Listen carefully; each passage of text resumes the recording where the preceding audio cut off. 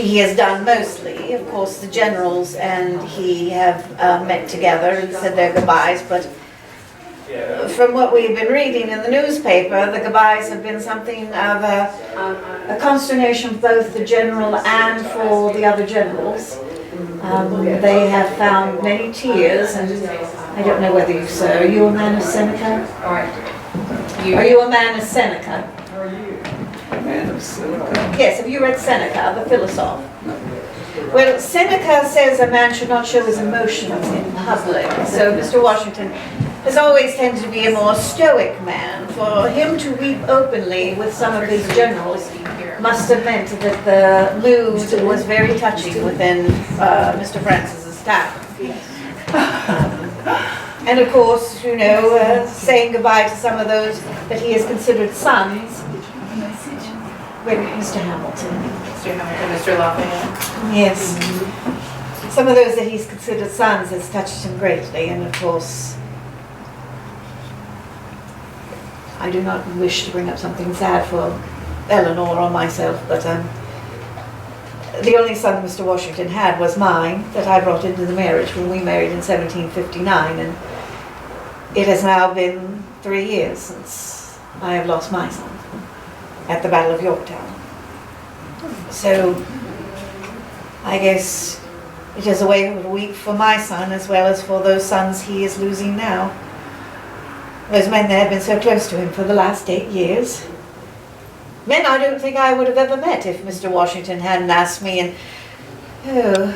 what was it? I believe it was November of 75 that word reached us. We were visiting your sisters. Yes. The word of the letter that my husband asked me, even though he told me in July of that year he would see me in the fall. He wrote me to tell me to come all the way to Massachusetts Bay in the fall. Ladies, how well do you all travel? I don't travel well at all. Matter of fact, my son and Mr. Washington would often complain. It would take them 2 days on fast horses to get from Mount Vernon to Williamsburg, and when I'd have to come with them, it took us 5 days. And when my daughter was alive, it would take us sometimes a week or so. My daughter suffered from what one physician called it the falling down sickness, another physician called it the fits, and it was Dr. De Sequeira who said that my daughter suffered from epilepsy. So sometimes we would have to rest a while when we were conversing with her. So for me to go all the way to Massachusetts Bay, and then of course you were not in the best of health. No, I thought you were quite mad to accept the General's invitation. 600 miles by coach.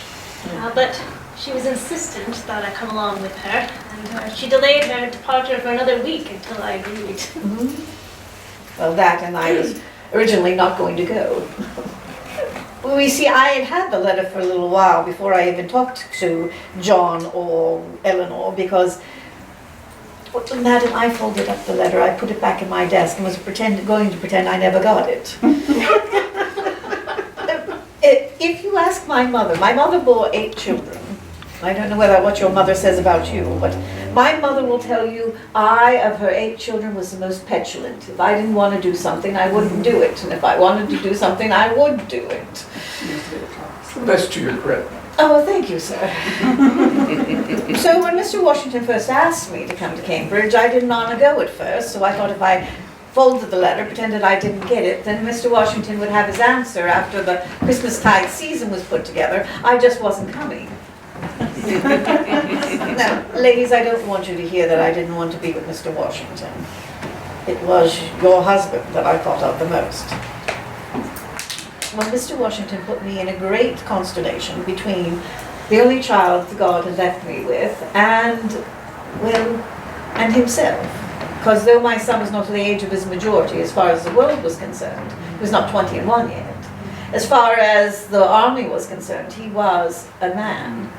And what I feared was I would go to Cambridge and my son would stay there. That is, my dear, why I wanted you to go with me. a very wise and astute decision, I must say. If I may speak of such matters, I did find myself in an increasing way by the end of the winter, and well, Mr. Custis and I discussed it, and he decided that his duty to me was as husband and father. And so I'm happy to say, returned to Mount Vernon, and he stayed with me rather than go to war until the general arrived just before Yorktown with the other French generals, and something had changed in him, I think, as we had news that the French had already won a great victory over the British fleet, and a victory on land was nearly assured, and I could tell that he did not wish to lose his last opportunity to fight. And so I'm afraid that we have done our duty to country. It was the last that we saw of him until we heard that he was sick, and we met him at Eltham. Yes, I must say, September 11th, I did more for my country than my mother's heart wanted me to do. This is the last bit of my son that I have. It is the bracelets that Mr. Peel, you know Charles Wilson Peel? Yes, madam. I see you have some accoutrements from him as well. Yes. He made the miniatures, the portraits he had done for all the family. He made them into bracelets for me. I asked him shortly after before Jackie's passing, actually. And they were finished after Jackie's passing. Patsy I wear here, and Jackie here. Perhaps we might have the portraits of the grandchildren done at some time. But one, we have to get them to sit. Perhaps you might have the most success with our second, Patsy, named after you, of course. She's the easiest of my children, to be 6 on New Year's Eve, actually. She's the only one of my children to be born at Mount Vernon in December of '77, just before Mrs. Washington left to join the general at Valley Forge. My youngest will be 3 this spring, George Washington Park Custis. We call him Washi. And he is never still. He is not riding around the general's dog, Vulcan, as if he were a small pony. He is testing me as to the meaning of no. You've not had that experience, have you? No. But his grandmama only laughs and smiles and says he is just like Mr. Custis was at his age. My oldest is Eliza. She turned 7 this past year, and my youngest daughter, Nellie, is but 4, the most precocious of my children. She's a wild little creature, I think we always say. So, do come in. Thank you. Oh, I would not be a good hostess if I left you standing in the hall. May I ask you a question? Yes, sir. It would be an honor, sir. Correct me if I'm wrong, but I understood that when you were possibly growing up, that you had lived in what we know as New Kent County, Yes, sir. not far from here. That's where I was born. My father was the clerk of New Kent, John Dandridge. Chestnut Grove was my home. And then, of course, when I married my first husband was not Mr. Washington. My first husband was Daniel Park Custis. We lived at White House, a home that will belong to my family. Of course, Daniel left me without a will, so I had to figure out how to disseminate the properties between Patsy at that time and Jackie. My other 2 children had paid their debts to nature already. I had lost 2 children before I lost Daniel. Yes, ma'am. Madam, I understand that there is a connection between the Custis here and some on the eastern shore across the bay of Virginia. Is that true? Yes, John Custis, Daniel's father, has many relations up in the eastern shore. Matter of fact, he lived many of the years, that's where he is buried, up upon the eastern shore. Is his there's a rumor that he did not want to be laying down when he was buried, that he wanted to be standing up. Yes, and Upright. that's that as well as what he put on his gravestone. Is that right? Yes. He wanted to, of course, have on his gravestone, he only lived 7 years happy, and those are the years he lived as the bachelor up on the eastern shore. I didn't hear the last thing you said. That is when he lived as a bachelor upon the eastern shore. He and his wife were not friendly. As a matter of fact, lived much of their lives estranged from one another. Yes, madam. What was a typical Christmas morning like in your family? Well, madam, Christmas is, of course, a day for church. We would wake up in the morning and, of course, gather everyone together to go to services at Powick Church. And after services, then, of course, we have the great meal, and then, of course, the celebrations start there. At this time, it is the time of Advent. We are to prepare our hearts for the Christ child. But, of course, after Christmas, it is the parties, the celebrations. Usually after Christmas morn, Mr. Washington and my brother and his brother would go out fox hunting. We joined, but of course I'm not sure when Mr. Washington, hopefully, he promised me he would be home by Christmas Eve. You laugh, ladies, yes, I know. He's still in New York. I think the snow will keep him from coming, much like it kept me in Morristown, New Jersey before, well, keeping him from Morristown, New Jersey, it kept me in Philadelphia the second year we were in Morristown. But fox hunting is usually what we do the day after, and of course there's the baking, and now I have started the baking. The great cake has to soak within the brandy for about 3 weeks. The great cake takes 40 eggs, 4 pounds of butter, 5 pounds of flour, 5 pounds of fruit, brandy, a nutmeg, and coriander, and all of that put in a nice mold, and then marzipan sometimes put up on top of it, candied violets. I think I'm going to do marzipan swans this year. Because, of course, ladies, that is your focal piece upon your table when you put the second courses upon your table. Madam, do come all the way in. There's a chair here. There's 2 over here. I do not mind if someone sits between my daughter-in-law and myself. I do have another question. In reading about the area that you live in, it says that the general rode his horse almost every day. Is this true? Well, in the war, madam, he has not had as much of an opportunity, but yes. My husband, and my husband both get up at 5 o'clock in the morning. I go out and tend to the kitchens to make sure that breakfast is being got ready. And then, of course, I spend some time with God. Mr. Washington gets up, gets a bit of a breakfast before he goes out and rides the 5 farms. So Mr. Washington loves to ride. We were able to ride in Morristown, New Jersey with 2 women of New Jersey, but Mr. Washington has not had great opportunities to ride other than, of course, to ride to battle. Okay, thank you. Yes, madam. Where did you meet George Washington? Romantically or just met? First meeting. I met him in the governor's house, Governor Dinwiddie. My husband, though he could have been a member of the governor's council, for his father was a member of the governor's council, and of course when a father pays his debt to nature, the chair goes mostly to the son. Daniel, much like Jackie with you for many years, Daniel was happy to be father and farmer. So, but he was always a confidant of Governor Dinwiddie. So the first time I had an opportunity to meet the general, we met at Governor Dinwiddie's at a celebration there, and I actually thought he was rather brash and bold. But of course, at the beginning of the French and Indian War, he was rather brash and bold.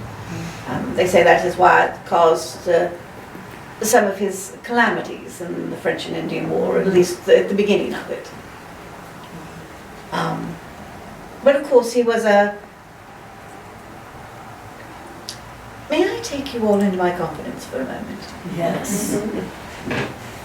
Entrepreneur. My husband was never formally educated, not like Jackie, who went to King's College. My son was tutored, my husband was tutored, but when he was to go on to university, his father paid his debt to nature. So my husband did not have a chance to go off to university, to Appleby schools where his brothers went. So he always feels a lack of education, and at first I think he thought his boldness could make up for that lack of education, and now, of course, as I spoke to you, he is a man of Seneca who does not show his emotions in public, the stoic man. And he believes now, stepping into that, taking his time, not losing his temper. I've known only of 2 times he's lost his temper in the war. One was at General Charles Lee. I've been told he cursed like an angel. I do not know what an angel sounds like. That's a good one to remember. And the second time he lost his temper with Mr. Hamilton. I don't know whether you know Mr. Hamilton is married to Philip Schuyler's second daughter. When they married, Mr. Hamilton believed at that time that he should no longer be an aide-de-camp to my husband. He wanted to command in the field, but he was one of Mr. Washington's best aide-de-camps. I don't know whether you ladies, do you know what an aide-de-camp is? Yes. It is, he took my husband's thoughts and could put them down to pen very, very well. He was one of the best to write prose. And then he could write as beautifully a first letter as he did the third letter, and when he had to copy them in triplicates. So my husband didn't want to lose him. But of course he had just married the Schuyler girl, and I guess he wanted more of a command upon the field, much like my son. And, well, do you know anything about Mr. Hamilton? Sometimes when Mr. Hamilton gets something in his head, he wants it, and no is not an answer he's going to take. So have you ever seen, I don't know, do you raise dogs, sir? No, cats. You, sir, do you raise hounds? Well, there's always the big hound that is in charge, and there's always a little hound, a young pup, who wants to be in charge. When Mr. Hamilton's like that young pup, he was nipping at my husband's ankles. You know, when my husband was telling him no, he kept going and going and going until the big dog finally has enough and turns around and snaps. That was their opportunity. I'm wondering if Mr. Hamilton is the reason Jackie felt like he had to go to war. I have felt that often. I will say that when I first met him, Mr. Custis did not fully appreciate what a father he had in Mr. Washington. You can imagine the pen and ink that the general spilled, writing back and forth to Mr. Custis's tutor, I later learned, trying to keep him in line. It was only after Jackie became a father himself that, well, he began to appreciate all that were done for him. I don't know if I've ever told you, but almost daily after Bet were born, he said how he thanked God that he had placed him under the care of so good a man as General Washington. Said he knows children who have not enjoyed the care and attention from real parents that he did from a general, and he that acts the part of father best deserves the name. So that is the light in which he saw the general. Yes, madam. Is your cat really named after Hamilton? Oh, you mean at Valley Forge? Yes. Yes, I did just name the cat Mr. Hamilton. Any particular reason why? Well, I was overjoyous of that night. Of course, the Conway cabal had fallen apart. You know, the Conway cabal where they tried to remove my husband from command. And I must say that that night I was in my jollity, and well, at the time, Mr. Hamilton was a favorite of Kitty Livingston, walking about with Kitty Livingston. And of course, do you know anything about Catherine Littlefield Green? No. General Green's wife was most gregarious, a young woman. I remember the two of you are about the same age. And she had it in her mind that Mr. Hamilton, she was going to make a gentleman out of Mr. Hamilton. But if you know anything about her, she does not like the Livingstons in no regards whatsoever.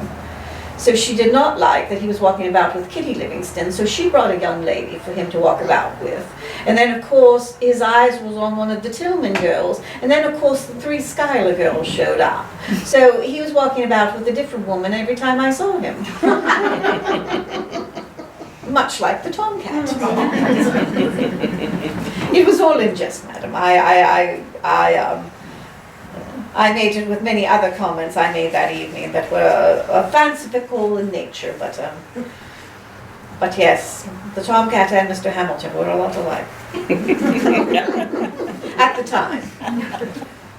But I will never forget him. It was the winter in Morristown, New Jersey, where Mr. Washington really did not have the best of Christmas tides, because I was supposed to arrive by Christmas and spend the Christmas with him, but I got caught in the snow and the ice. It was a year where you could walk across the Potomac, you could walk across the New York Harbor, and it was that Christmas that Mrs. Schuyler sent her daughter, Elizabeth, Betsy, to Morristown, New Jersey, to be with her aunt and Mrs. Conkran. And I shall never forget it. It was, well, you know, the young Schuyler girl was not in love with Mr. Hamilton first. Oh, she was in love with Tench Tillman.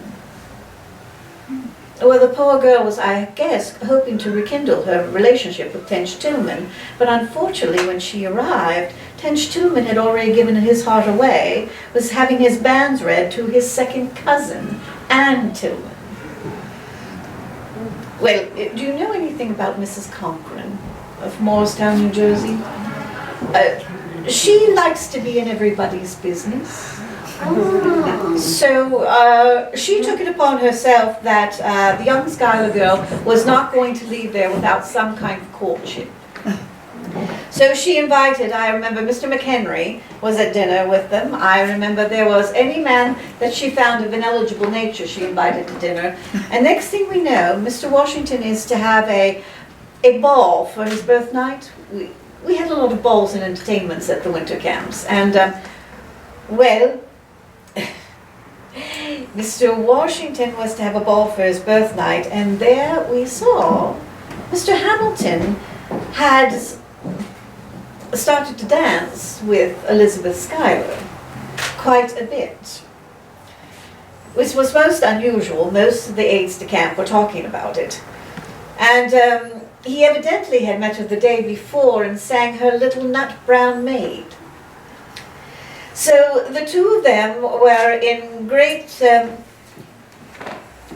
jollity with one another. And then the next day we could notice that Mr. Hamilton is at a desk, much like the one you're sitting in front of, madam, writing, but writing and tearing up, throwing away, writing, tearing up, throwing away.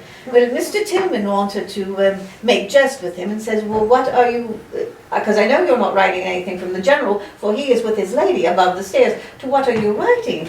And he says, I am writing a missive to Miss Schuyler. And evidently the missive said that she had metamorphosized him from a statesman and a soldier to a puny lover. And on all the rest of that winter camp, you saw Miss Schuyler in the company of Mr. Hamilton. And then they were married that next year, 1780, in December. No, we have all this company together, and it is the Christmastide season. Perhaps we could invite you to play on the pianoforte? Perhaps we might have Old Lang Syne, as it is that time of year, to reflect upon friends well met. She plays the most accomplished pianoforte, and no invention if you do not have one.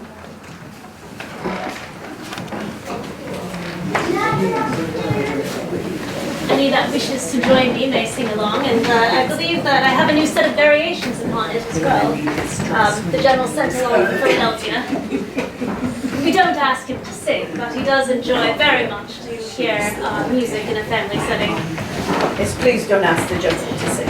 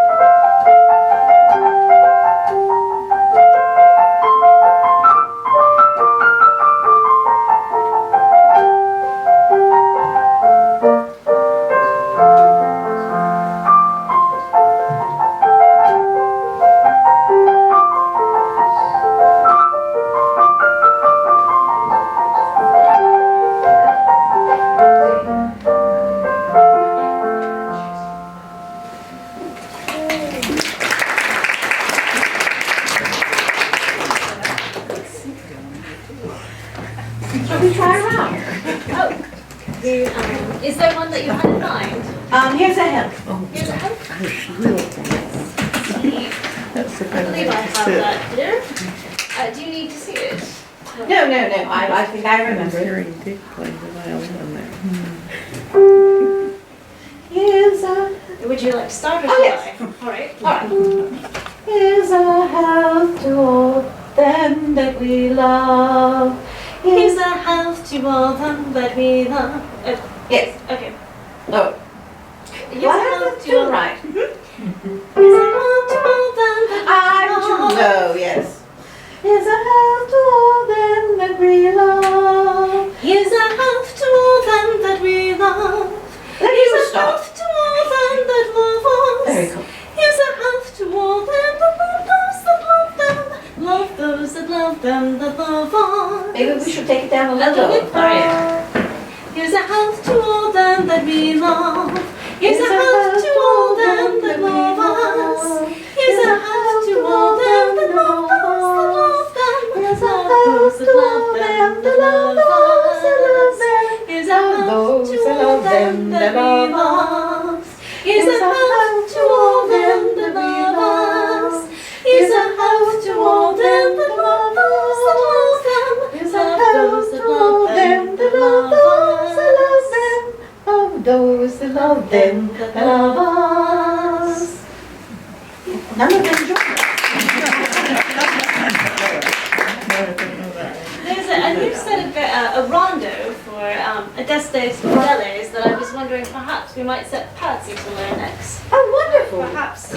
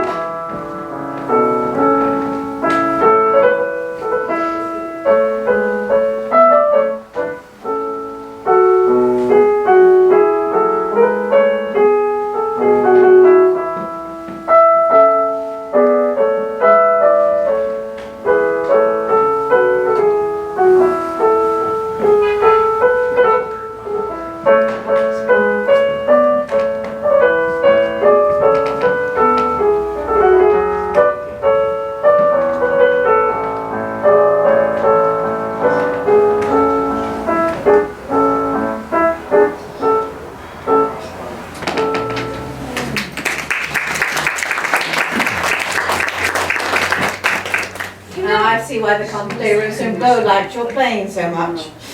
You flattered me. We have a large company assembled. Perhaps it is the season for dancing. Is there anyone that would wish to dance, perhaps? No. Oh, the General is known for his dancing. Oh, come in, madam, you may take a seat here with me.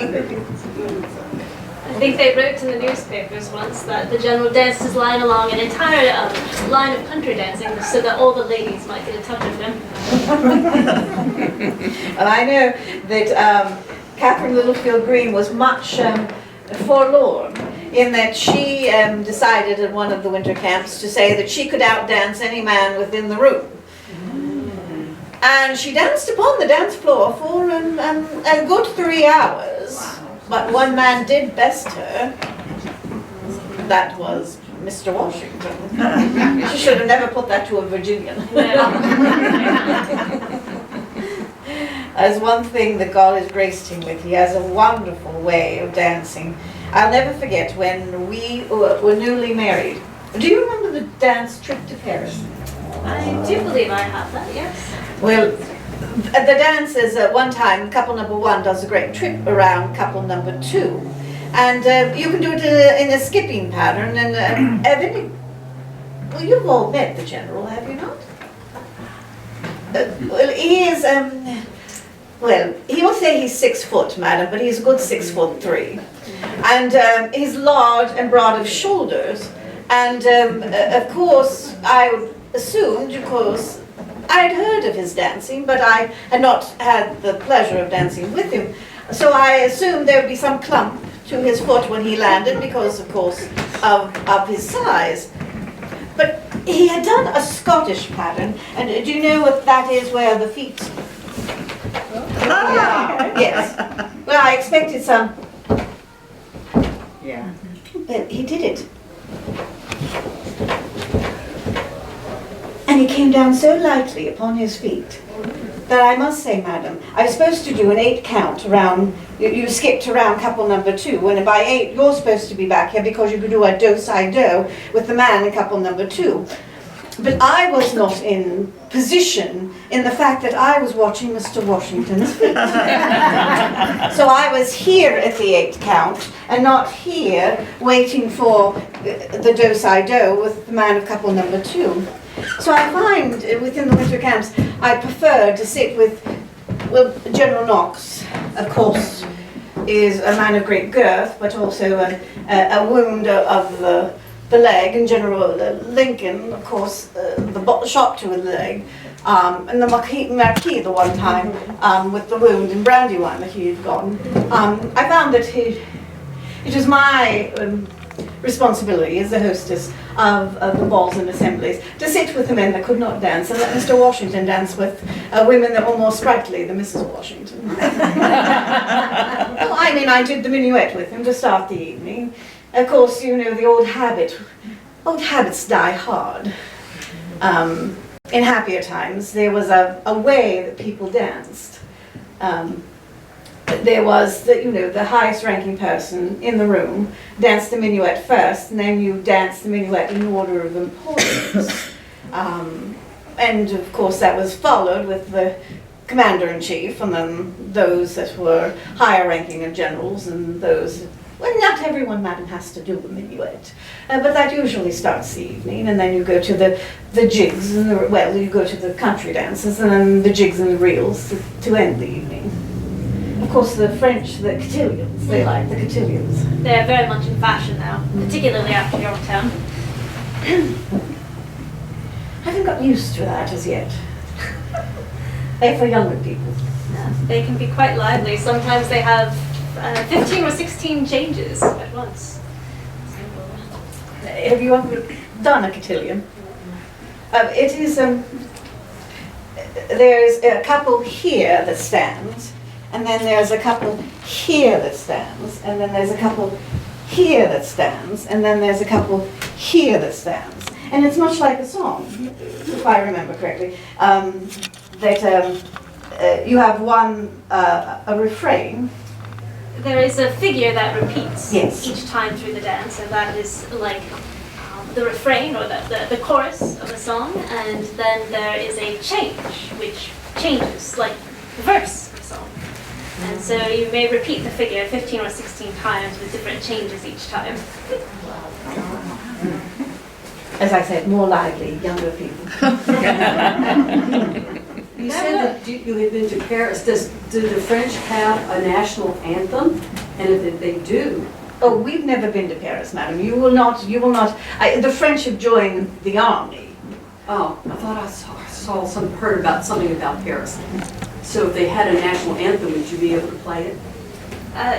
I don't believe that I have ever heard of the French having a national anthem or even anything quite like God Save Our King. Have you, Mrs. Washington? No, I have not. French have many different things.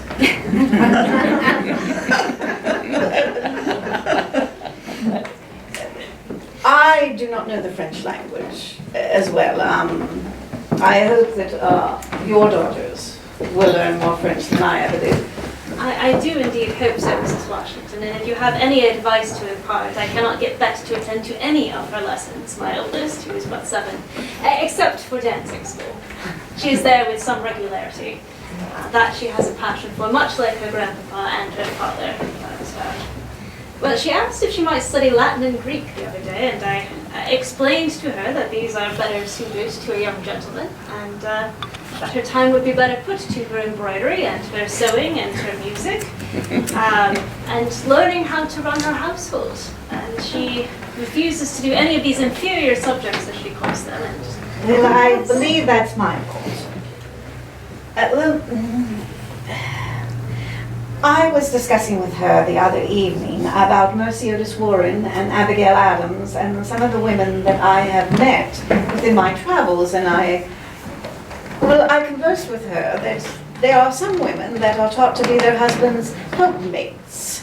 Mrs. Adams and Mercy Otis Warren understand politics much better than some men.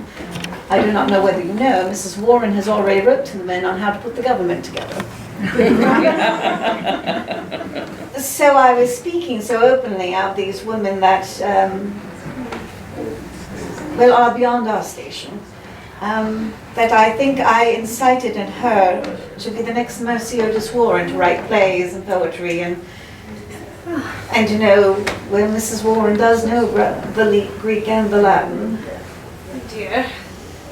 Perhaps you might help me to effect a remedy of this. Yes, I will try. It's really quite a shame, for she does have a genius for music, I dare say. And we laugh about it in the family now, but when she was but 4 years of age, I heard uproarious laughter coming from our dining room, and I turned the corner to find my 4-year-old daughter striding across the table, singing bawdy tavern songs to the amusement of Mr. Custis and his friends. Seems like he had put her up to it. Now all but owned that she had a very fine, clear singing voice for a child of one so young. Of course I remonstrated with him. I was mortified, as any mother would be. But he said that she could not be harmed by what she could not understand. And, well, as he had not yet a boy, she would have to make fun for him until he had. I think perhaps she took that to heart as well, so perhaps it is not all on your shoulders. And I mean, she was missing her father so the other night. I guess I wanted to get her mind off of something else, and I talked about the women's fortitude during the war and how many a woman have lost their loved ones, and I talked to her about the camp followers that came to the winter camps, and the women that, you know, came with their husbands. The women my husband wasn't happy about at first. And how they lived through the hardships and followed their husband, marched with their husband everywhere that their husbands went. And I guess I got in her an idea that a woman could be much more than what she sees in the both of us. Thank goodness for Patsy, anyway. She's my easy child. I was wondering if I might ask if Patsy in bed, if you can find her, might observe you as you and perhaps help to make your great cake and Christmas pies. Perhaps you might even permit her to write it down, as it is a family receipt. I shall. As I said, the great cake is 40 eggs. The 40 eggs you whip into the 4 pounds of butter. You separate the eggs, the yolk and the whites. And then, of course, you do the flour, and you that is 5 pounds, and then the 5 pounds of fruit you put in it, and of course the spices, and then you soak it in the brandy so that it does not become dry. You soak it for about 3 weeks in the brandy, and then you put the final touches on it. I've decided to do a marzipan coating this year with little swans on the top of it. I've done it pretty much, sir, every year. It is a favourite of Mr. Washington's. I usually do it for Twelfth Night, which is the last night of the celebrations, as well as the night Mr. Washington and I decided to get married upon January 6th, 1759. I'm 9 months older than he is, by the way. Well, I married the younger man the second time around. Well, there's nothing against Daniel. Daniel was 20 years my senior when I married him. But he was settled. You know, you want to marry a man who is settled. That's why I'm sure you by now know, Eleanor, that Mr. Washington and I were a little concerned about the time when you and my son decided that you were going to marry. It is quite all right. We have had many a laugh about it. Perhaps you've not heard of how I met Mr. Custis. Well, Do tell them. I must say that he caught my eye before I ever caught his. But he arrived in Annapolis in the summer of 1770 with the Reverend Boucher, who was come to take the rectorship of St. Anne's there in Annapolis, and he were enrolled with Mr. Boucher at the school. Mr. Washington thought he would do better with Mr. Boucher than he would at home. For our first tutor said that my son would do better as an Asiatic prince than he ever would do a scholar. do come, lady. And perhaps if Mrs. Washington might show you the portrait on her bracelet at some point. But he had the most wavy dark hair and deep brown eyes, well calculated to steal a young girl's heart. And he spent a fair amount of attention on his dress and equipment as well, perhaps more than the general would have wished. I think he would have preferred that he spend all of his time closeted in Mr. Boucher's study. But then I shall never have met him otherwise, and so I cannot agree there about him. But he were to be seen all over town that season, at the balls, the assemblies, the races, not at his books, I'm afraid, Mrs. Washington. No. And he had a certain warmth about him. He was the most affable and agreeable young man I had ever seen. His laughter could fill the entire room. He had quite a propensity to charm the ladies. I remember burning with envy as I discerned that winter that his particular regard had been captured by Miss Galloway. She seemed to me the chief obstacle to my future happiness, and I shall never forget her. It was not until a year later that he first noticed me. For when we first were moving in the same circles, I was but 14, much beneath the notice of a young gentleman, 17 as he was then. But my brother Charles brought him to us at the race meet, and I was so bold as to wager against him. He was convinced that Governor Eaton's new imported stallion were to win. Well, his forfeit was a dance at the assembly that evening. He danced not once, but twice with me before the evening were over. But not long after that, the Reverend Boucher took up the rectory of Queen Anne's parish. It is in Prince George's County, near my father's country seat, Mount Airy. And, well, my brother was sent to school with Reverend Boucher after that, and we were thrown much in each other's company. You can imagine the great shock that Mr. Custis felt when he received the General's letter that he were to be sent away to New York for college. We were very much in love by that time, and while Mr. Custis were adamant that he was not to go, he sent word to Mount Vernon that we were engaged. I will let you speak to what a sensation that no doubt caused. Caused quite a bit of a sensation. I must say that It was not that we were against the choice, we were against the timing. He was, neither one of them were the age where one should think of marriage. You were not yet a girl of 10 and 7. And he was not yet near a boy of 20 and 1, where he should be considering such matrimonial affairs.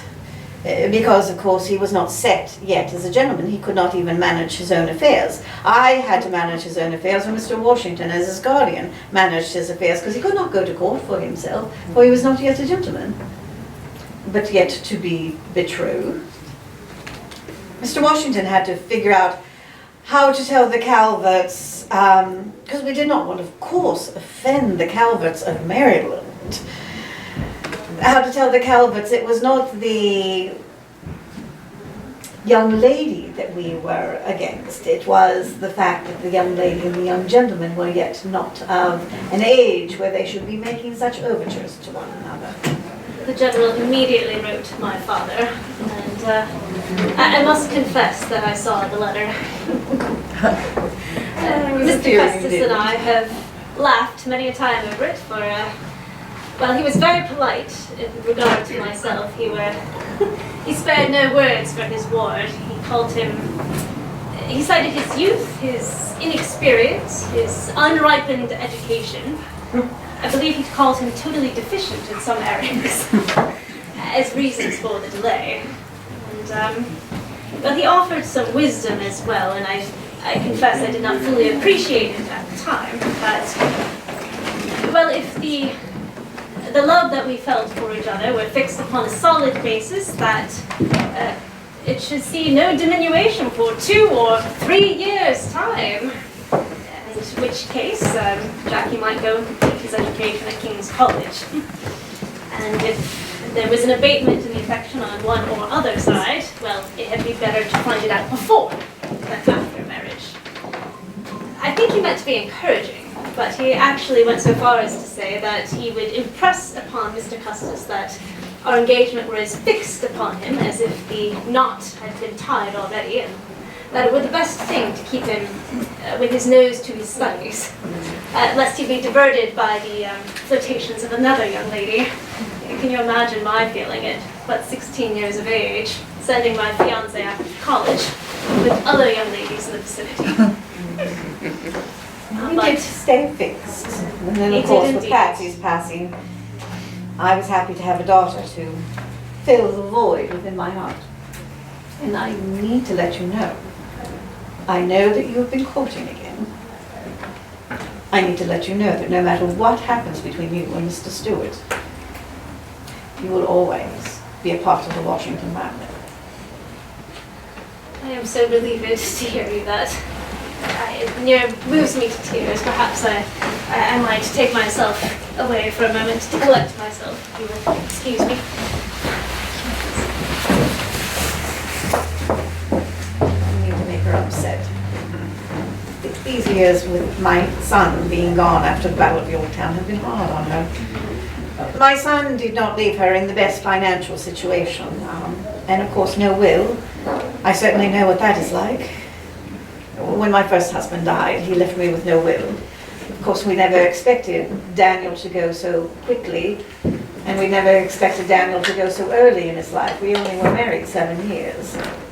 And of course, who expects a boy of 20 and 7 to pay his debt to nature? So he was not ill prepared. His finances were ill prepared. Luckily, Mr. Washington did stop the buying of Aberdeen, the home right next to the home up upon the northern part of Virginia, Arlington. We have land there, and he was going to buy the land right next to it. But the man who was taking advantage of the fact that my son did not continue on his education wanted a price 3 times what it was worth. Mr. Washington kept saying to my son, do not lose your land now. For I don't know whether you know, the continental dollar is, it's nearly worthless. You might as well take it to your necessary. But land, that is your money now. And he kept telling my son not to sell his land. But my son kept seeing that He wanted a seat of power, much like Mr. Washington, his 5 farms. He was finally going to tend to a home for poor Eleanor.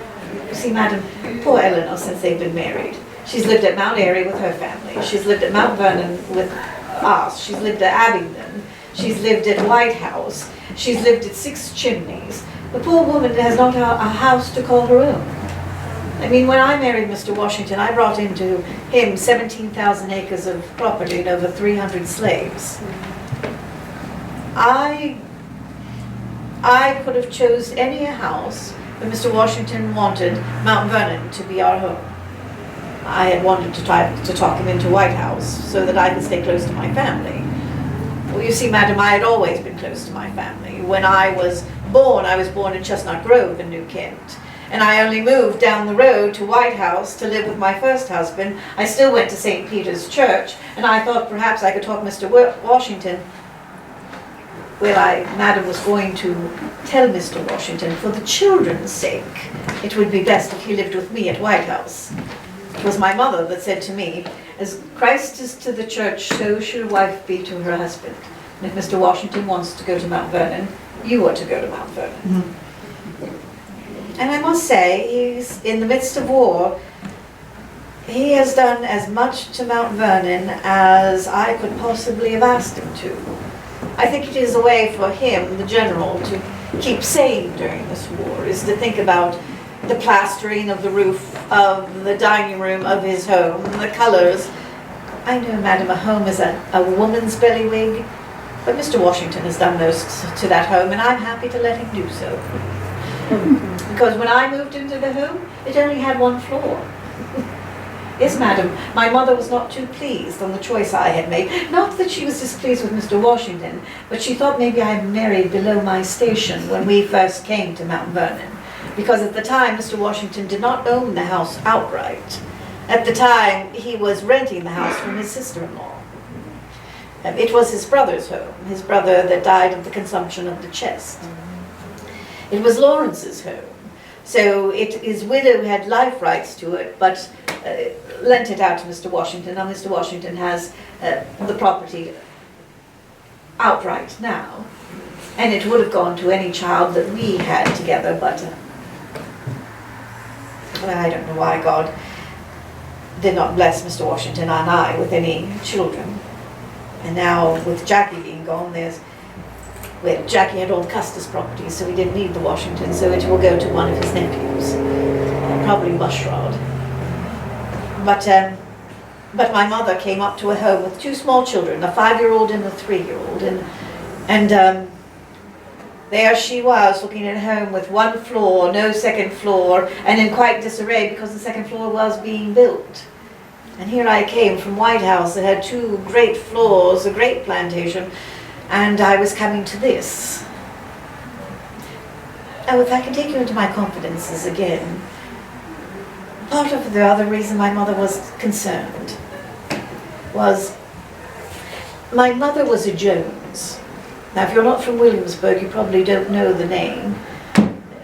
But much like the Pages and the Burrells here, the Joneses were something in Williamsburg. Her great-grandfather, or my great-grandfather, her grandfather, was the first rector of Bruton Parish Church. And Orlando Jones, her father, was a member of the House of Burgesses. But when Orlando Jones died, his wife did something that ruined my mother's prospects. She married a clockmaker. Now, you probably, madam, being born into the Revolution, you do not know what that means, because things have been turned upside down. I mean, I have seen a tavern keeper's son become a 1st lieutenant in my husband's army. But at one time, a clockmaker is lower in society than a daughter of a man of the House of Burgesses. And then, of course, the clockmaker was found to be not a very good clockmaker, and then he was found to be a scoundrel and a rogue who married her for her money. So her stepmother squandered the fortunes, so much so that her brother and her, when they came to the age where they could ask for a new guardian, asked to be removed from the family and have a new guardian given to hopefully save the fortunes they had left. So my mother had gone from here to here. So she went back up here, but not to the highest levels, to the new levels of the gentry, and that is a clerk of New Kent. See, my father was not the first child of his family, and he and his brother William came to set their fortunes in New Kent from England. My father was English. So my father on the one side of the Pamunkey River, and my uncle William, that's the one that, Mr. Henry's married to Dorothea, that's his daughter, Dorothea Dandridge. Now she's Mrs. Henry. So my father had made it to the clerk of New Kent, and of course my father was landed, but not the highest levels of the gentry, not certainly in the House of Burgesses, like my brothers. My brothers are in the house. My brother Bartholomew is in the House of Burgesses. Matter of fact, when Mr. Henry became the first governor, my brother Bartholomew was in the Governor's Council. So my mother wanted me to marry very, very well, and a Lee, a Randolph. She didn't think that I was ever going to get the member of the Governor's Council, John Custis' son, but that's what I did. But Daniel always wanted to be a farmer and a father, so we lived not far, and I stayed in the vicinage of what I was used to until I married Mr. Washington. Well, now my closest relations are the Masons, and those up in the northern parts of Virginia, the Lees, and Richard Henry Lee. Of course, I'm not a gossip, but Richard Henry Lee and Arthur Lee seem to have quite a bit of a problem with their sister right now. Ladies, I don't know whether you know, but since I have traversed everywhere, and the last place I was in Rocky Hill, New Jersey, the ladies of New Jersey have the franchise to vote. Do you ladies know that? Well, it wasn't given to them. It just wasn't not given to them. You see, when they wrote their Bill of Rights, much like we wrote the Bill of Rights of Virginia, every state has their own Bill of Rights. The Bill of Rights of New Jersey said any person with 50 pounds sterling or 500 acres of property have the franchise to vote. Not any man, like it says in Virginia and Massachusetts Bay and Maryland and North Carolina and South Carolina. It says any man. In New Jersey they put any person.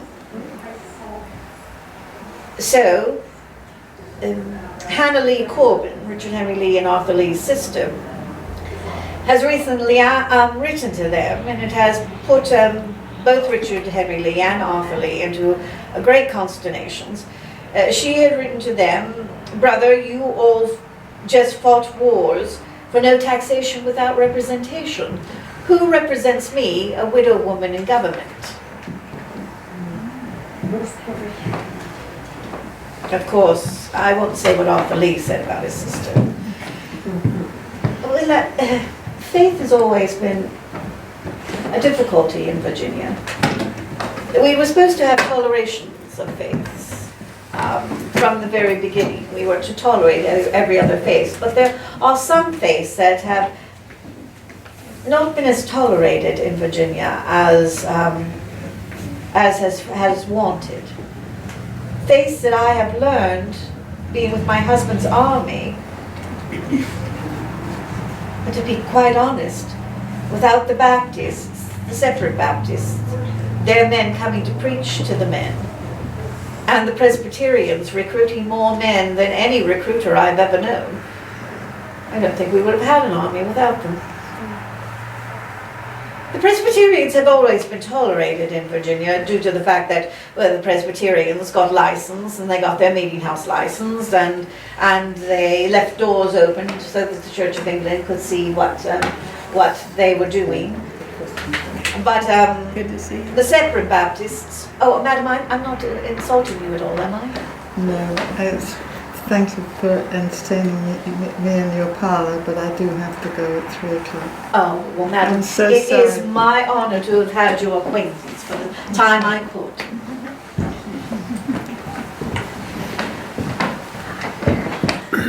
I was just hoping, sometimes you have to watch who you speak when you speak of religions to, and you do not know Mr. Henry's sisters have gone Presbyterian. And, well, of course, the problem is that Richard Henry Lee's sister, Hannah Lee Corbin's gone Baptist. Madam, do not listen to Arthur. He will call it the bastard faith.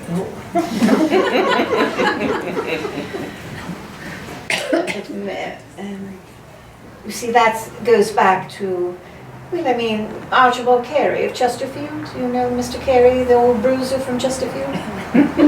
He had little toleration for the Baptists. Matter of fact, there was a Baptist minister that he put in jail. And then when the congregation came to hear him preach, he built a wall between the minister and his congregation. And then when they would get to the top of the wall, he put glass on the top of the wall so they would not sit on the top of the wall. And then they got the idea that if they put a pole up with a scarf on it, that perhaps he could see them, and then he would start to preach. And then he would pay a boy to play the drums to drown him out. So there has been a difference here in Virginia with Mr. Madison when they went to write the Bill of Rights. My brother has told me all about it. Mr. Madison said, we shall no longer have toleration of religion in Virginia. We shall have freedom of religion in Virginia. Now, of course, he went to the Presbyterian College in New Jersey. I was going to send Jackie there, but I thought they were a little austere. Do you know they don't celebrate Christmas? But they don't think that Christmas is to be celebrated because it should be no different. It should be Easter is the only thing that should be celebrated, for it was different. I mean, they go to church, but they do not. They think we are Bacchus, that we, because of our celebrations after Christmas all the way to Twelfth Night. They think that that is very Roman, and that we are going back to the gods and goddesses of Rome. It has always been the way we've done things. You know, balls, assemblies, parties, 12th night party. Of course, ladies, did any of you get the baby in the cake? Are you happy to have the 12th night party this year? You are the one, madam. It is hard because you always have to outdo the one the year before. I had the hardest time. And the Lees, have you ever been to Stratford Hall? Do you know they have the beautiful walkway between the two chimneys up on the top of it? Now imagine putting musicians up there so that when you arrived in your carriage, there are musicians to play you into the household. How do you beat that? But each year it is an honor for the lady that hosts the 12th night ball. We try to keep the effect.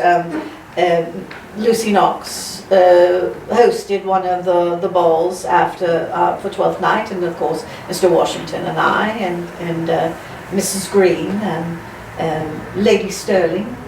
I was not the only general's wife that came to the winter camps. They're also very quiet. Is it because people are calling me Lady Washington now? I mean, I'm of Virginia. I am just Mrs. Washington. I'm the woman that was born in New Kent, and I live up in Mount Vernon. I don't like all the pomp, madam, that has been made of me. First time I arrived in Philadelphia, there was so much pomp and circumstance.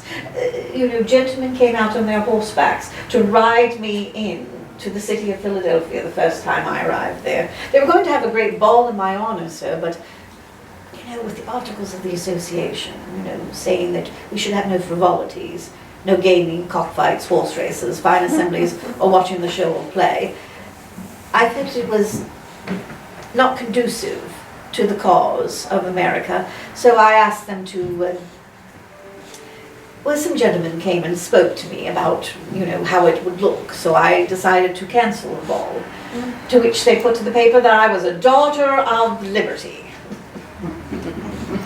That was better than what the New York newspaper said about me. Remember I told you I did not go to Massachusetts Bay when Mr. Washington first asked me that fall to come? There was a loyalist paper, madam, that is what changed my mind. A loyalist paper said that Mr. Washington has called for his dear wife to leave Virginia, but his dear wife seems happy to stay in Virginia. Perhaps Mr. and Mrs. Washington are estranged from one another due to the cause of America. So I can tell you, not only did I go to Massachusetts Bay, but this is the first time I have worn silk since 1775. I went to Massachusetts Bay in a homespun gown. I was going to show that I was a portrait of frugality and loyalty to my husband and to the cause to which he fought for. It has caused some trepidation on people that have seen me. I will never forget going to Morristown, New Jersey the first time, the time my husband was not well.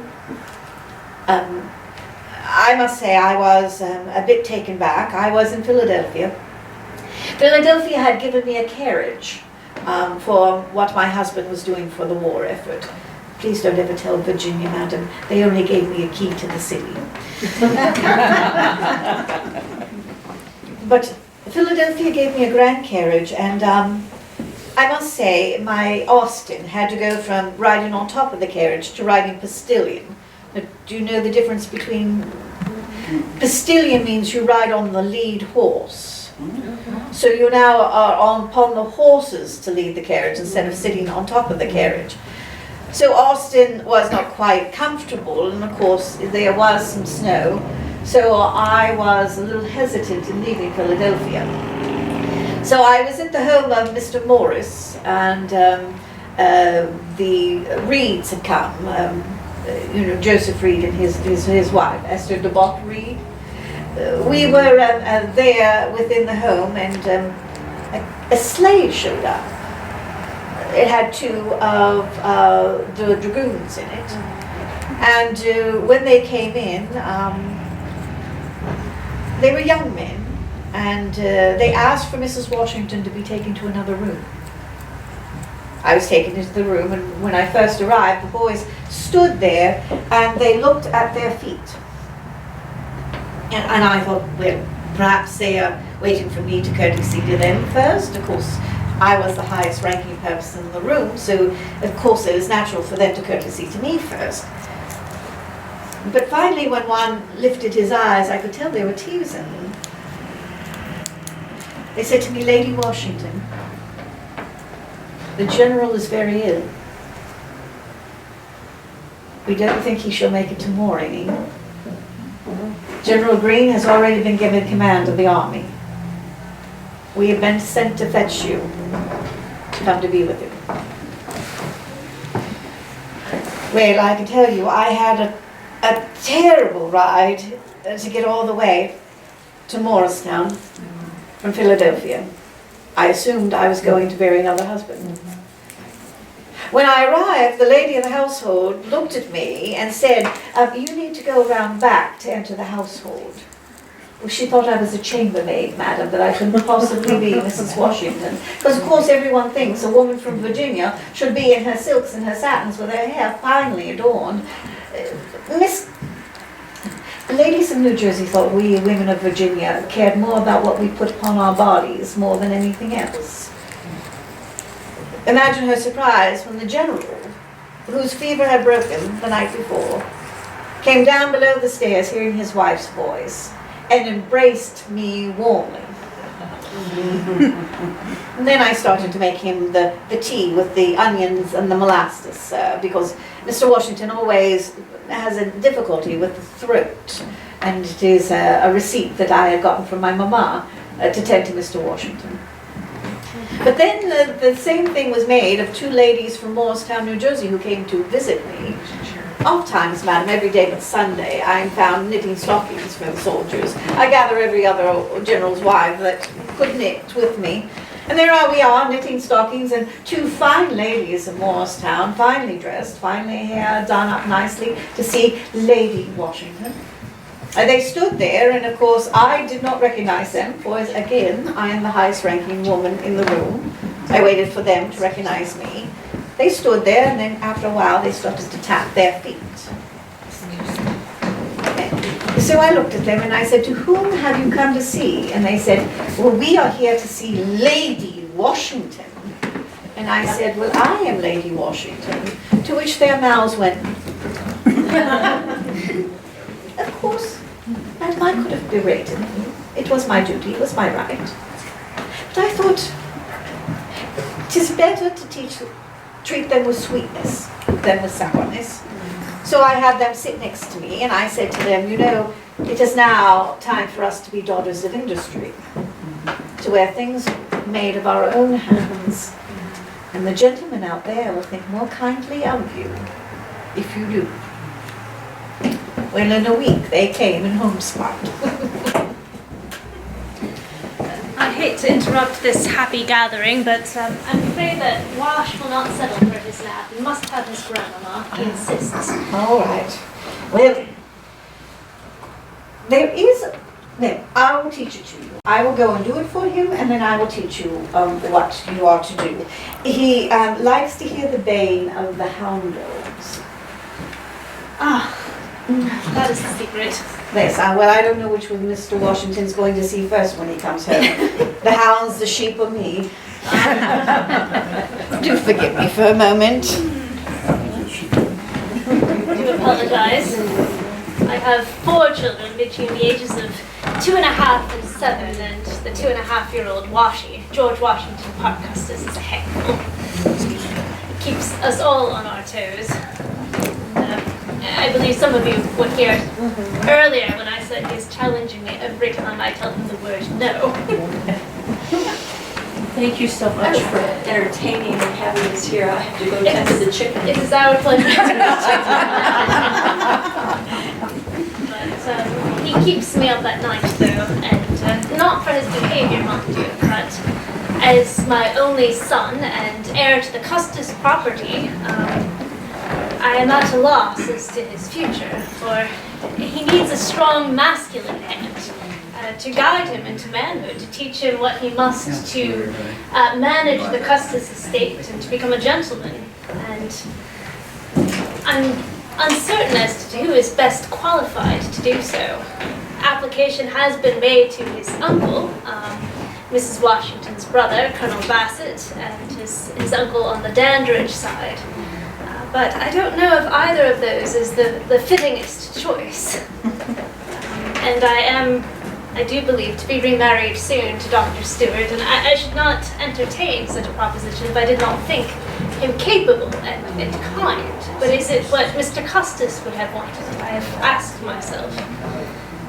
And as I have reflected, he thought very highly of General Washington, that he had gained from him more real care and attention than some children have gained from their real parents, and he was but his guardian. And he repeatedly said that he who acts the part of a father deserves the title of one, and that is how he thought of Mr. Washington. And so I do wonder if perhaps the fittingest person to apply to would be the general. I have been concerned. Mrs. Washington has set my mind at ease of my growing relationship with Dr. Stewart and how that might affect them. For I have known nothing but love and care for them as if I were their real daughter these past 9 years. But I wondered perhaps if it might ease things. I would not wish her to feel that she was losing a daughter or her grandchildren. It is a very vexing decision. It's much anxiety, but perhaps they might raise Washy and Nellie, the younger two. I mean to discuss this with her later. Perhaps you might have advices for me upon the subject. The older two are much attached to me, but Nellie, who's but 4, and Wash at 2.5, well, Mount Vernon is the only home they really truly have known. And Nellie particularly remembers the general. He spent some time with us after Mr. Custis passed. And they are much attached to their grandmama. Perhaps that is the solution for everyone. But I apologize for being so overcome with emotion. But that I had to leave earlier. I was already reassured on the general's part, you see. I did not look to remarry to Dr. Stewart. As a mother of 4 young children, that's not something that I looked for or expected. And I had only but the passing acquaintance with Dr. Stewart until just this past year. In fact, my friends would be quite right to remind me that I had declared never to remarry. Mrs. Green, General Green's wife, perhaps you know her? Well, I was given to understand that she had received from intelligence that I were about to be remarried about a year and a half ago, and I wrote her if she received any such intelligence to put no faith in it whatsoever. But the thought of marrying had never entered my head, nor would it ever like to. And I wrote the same, much the same, to another friend this past January, so I did not know how Mrs. Washington should take the news. But it would seem that General Washington's nephew had already guessed at such. When Dr. Stewart asked me to marry him a few weeks ago, I confess I made the poor man wait over a week for an answer.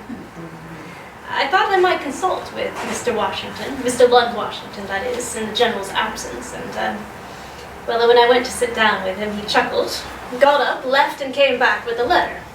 You see, he'd anticipated me about a couple of months ago, and he already wrote to the General to see what his opinion on the subject might be. And it was just what I needed.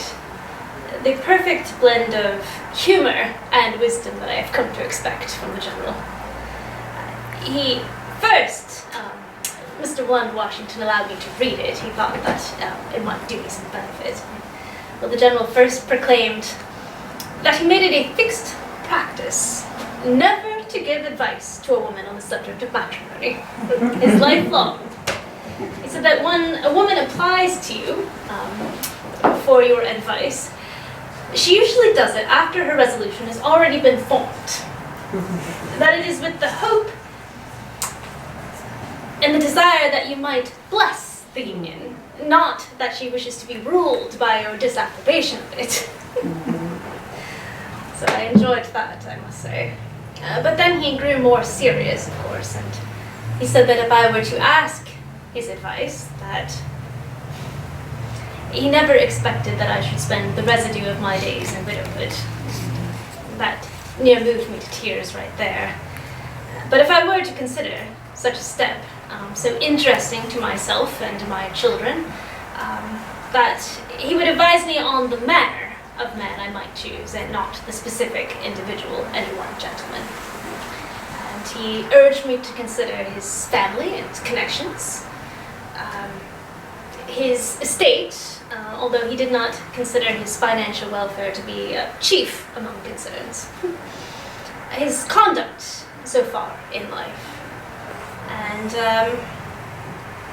whether he might prove kind and affectionate to me, and generous and attentive to my children. And I'm happy to say I do believe Dr. Stewart passes all of those considerations.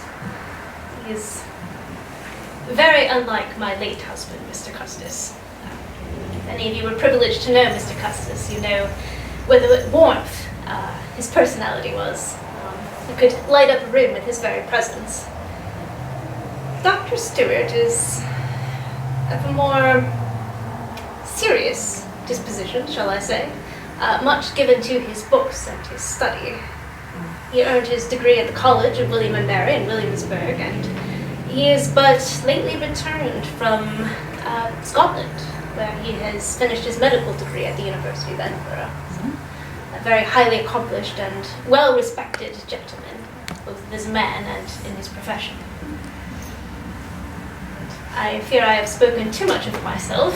Perhaps you might have some queries for me. I do not wish to engross the conversation. How about some more music? Oh, I would be delighted to. There's some variations on green sleeves I was playing the other day. Wonderful.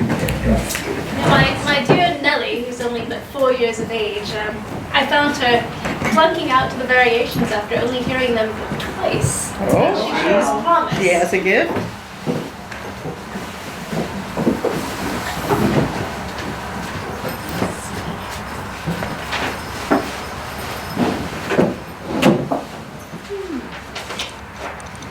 We find them.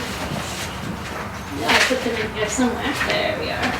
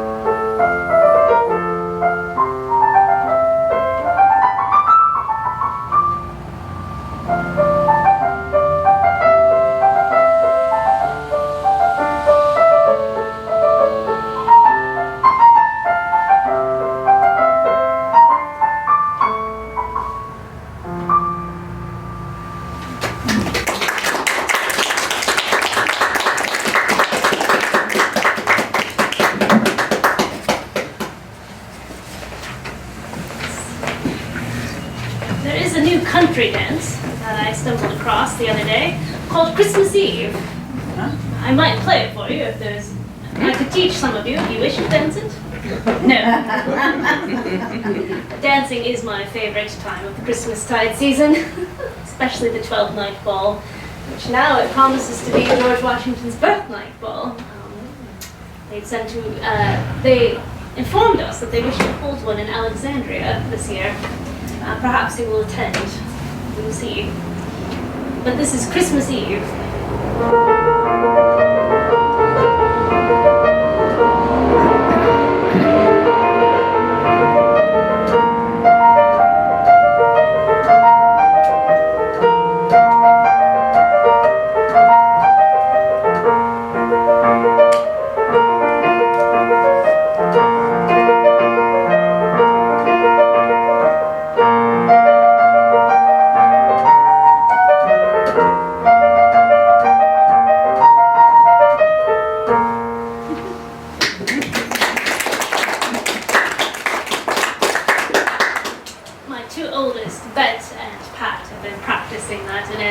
Of their grandfather's return. They miss their father very much and are quite attached to the general. I have asked that he might bring back a doll for Nellie, some toy soldiers for Wash, and I believe some hair ribbons would be appropriate for the older girls from Philadelphia. Perhaps, let's see what else that I might have here. Is there, perhaps one of my favorites is the older, more old-fashioned lyrics now, but my mother used to sing to Greensleeves, another version of it. But, good afternoon. Thank you. Lovely music, thank you. Thank you.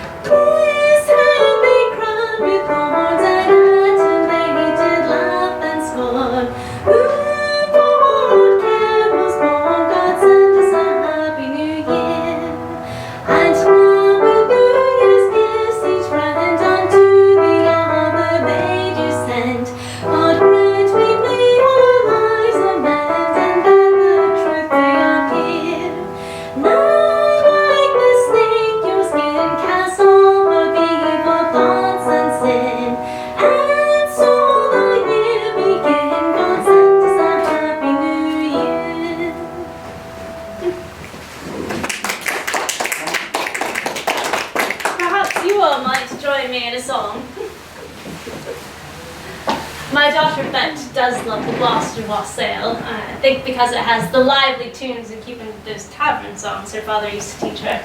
Do you know it? Wassail, wassail, all over the town, our toast it is white and our ale it is brown. Our ball it is made from the white maple tree, with a wassailing bowl we'll drink to thee. Would you like to try that much? That is the chorus.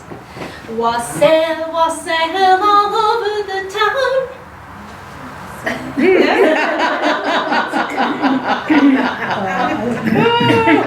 Those that think that witch may join me. Wassail, wassail, all over the town. Our toast it is white and our ale it is brown. Our ball it is made of the white maple tree, with a wassailing bowl we'll drink to thee. Here's to the ox and to his right eye. May God send our master a good Christmas pie. Our good Christmas pie as e'er we did see, with a wassailing bowl we'll drink to thee. Wassail, wassail all over the town, our toast it is white and our ale it is brown. Our bowl it is made with a white maple tree, with a wassailing bowl we'll drink to thee. Here's to the cow and to her long tail, pray God send our master a good cask of ale, a good cask of ale as e'er they did see, with a wassailing bowl we'll drink to thee. Here's our last chance. Wassail, wassail all over the town, our toast it is white and our ale it is brown.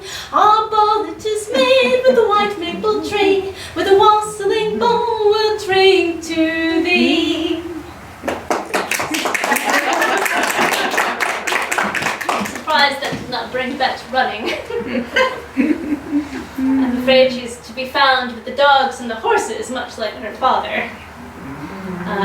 General Washington used to bemoan the fact that every time Mr. Custis came home on break, I'm told, he became more and more inclined to his dogs and his horses and his guns, and less inclined to return to study.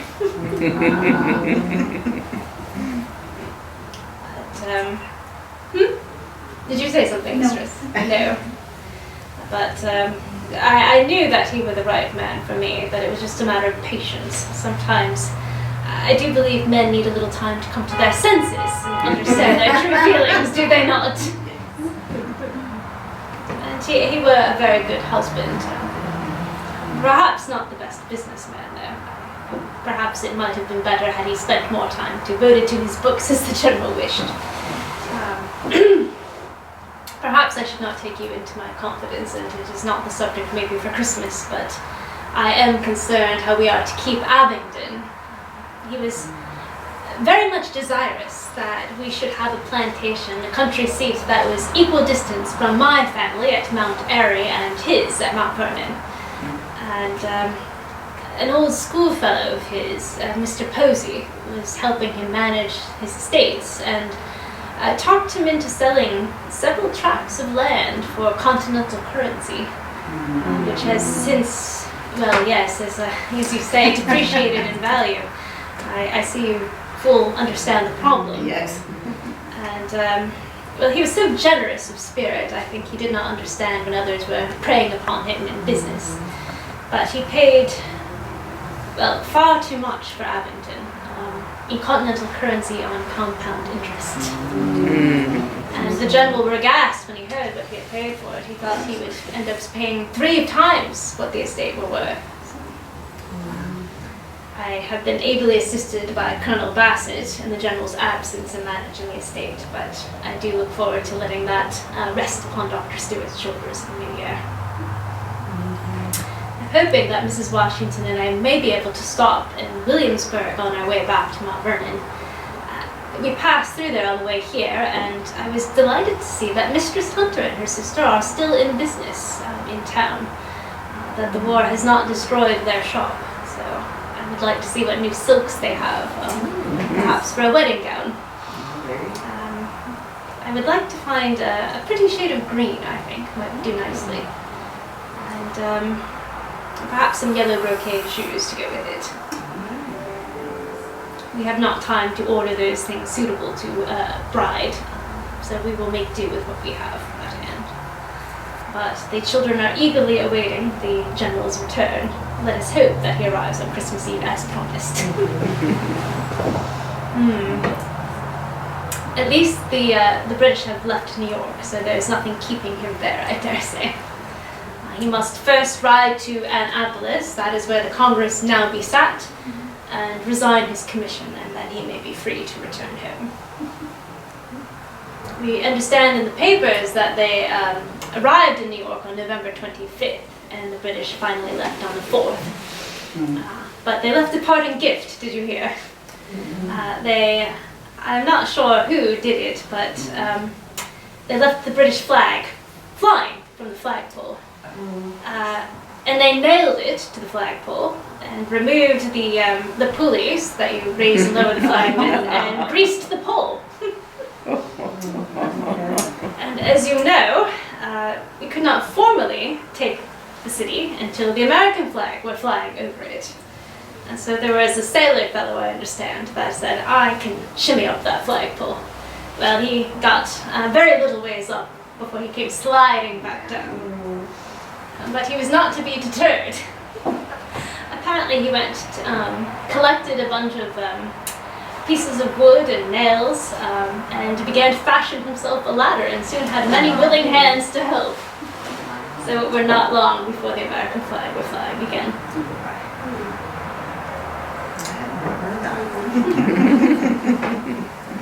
Have you seen the farewell orders in the newspaper? Congress ordered it to be printed earlier this month.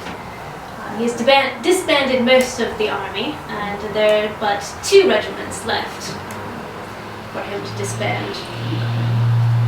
And it was very, very moving to read it and to reflect on all of those Christmases past, from that first Christmas that we spent in Cambridge. Have we? I don't believe we have discussed that, have we?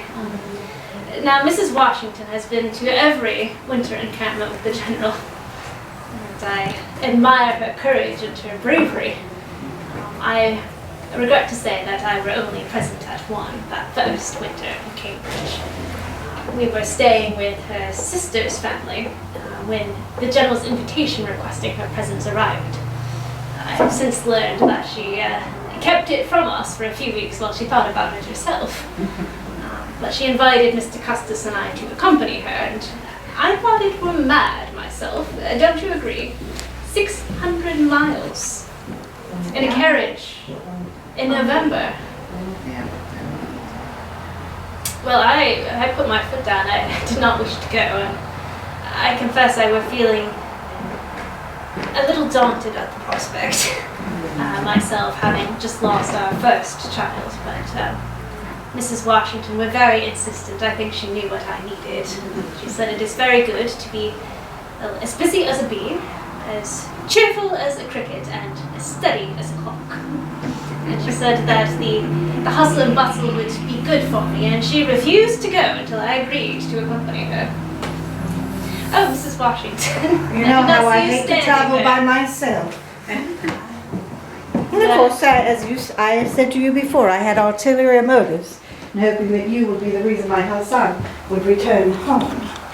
And it was indeed. And he felt, most particularly having been charged with the General for your welfare, that he should accompany you as well. And you were quite right. We arrived and it was bustling from the moment that we did. Am I remembering correctly that the General had issued a general order that the field officer of the day were invited to dine with him every evening?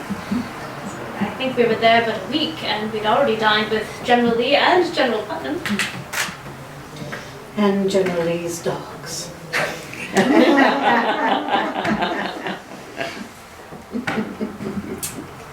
Mrs. Washington is a force to be reckoned with at winter quarters.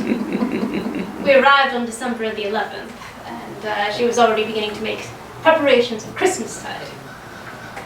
Now, those in Boston, the Congregationalists, they don't keep Christmas as we do. Their shops and businesses remain open on Christmas Day as it were any other day. And you were very respectful of that, Mrs. Washington. Yeah, I was respectful, and then of course we did something for them. Remember, we had the horses removed from a lot of the churches, and we put the pews back in, and then we, on New Year's Eve, had a church service to pray for the upcoming year. You should have seen the soldiers jump at those orders to clear the church at Mrs. Washington's request. It was a delight to see.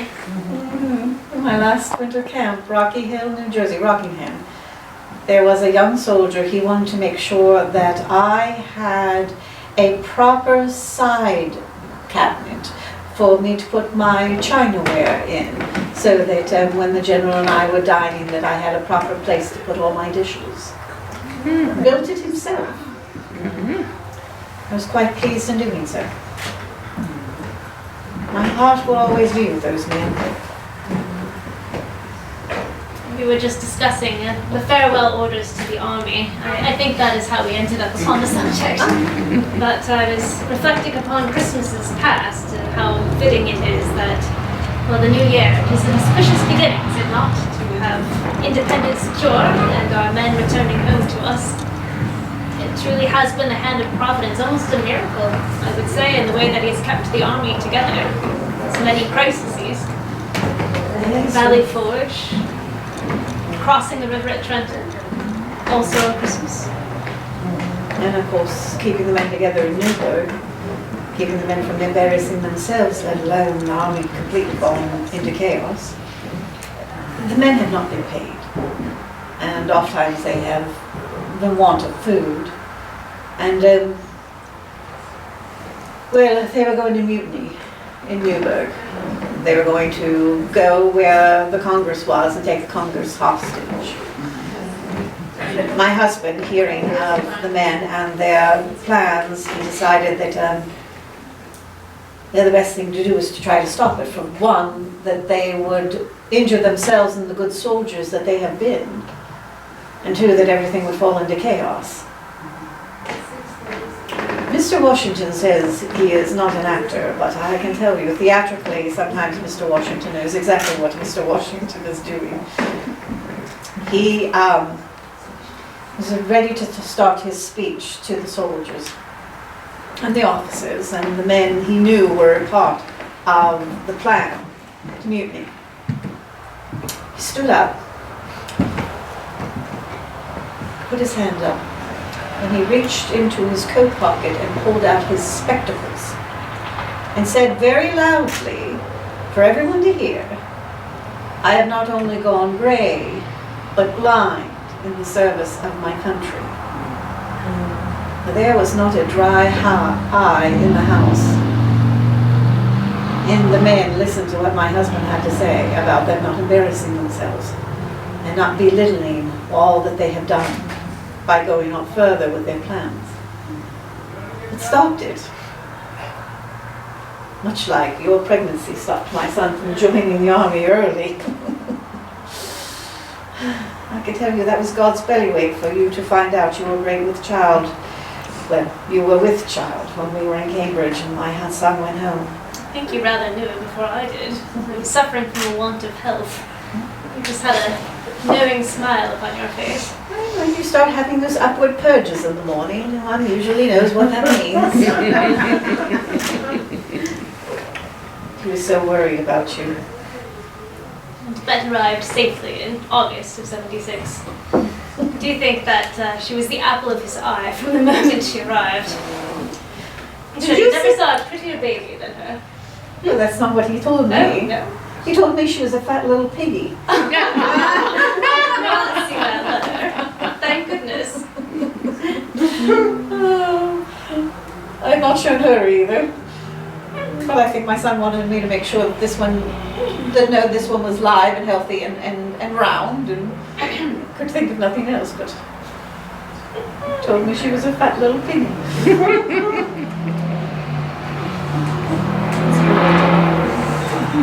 Are you, and Mr. Stewart, are you going to move forward with your relationship?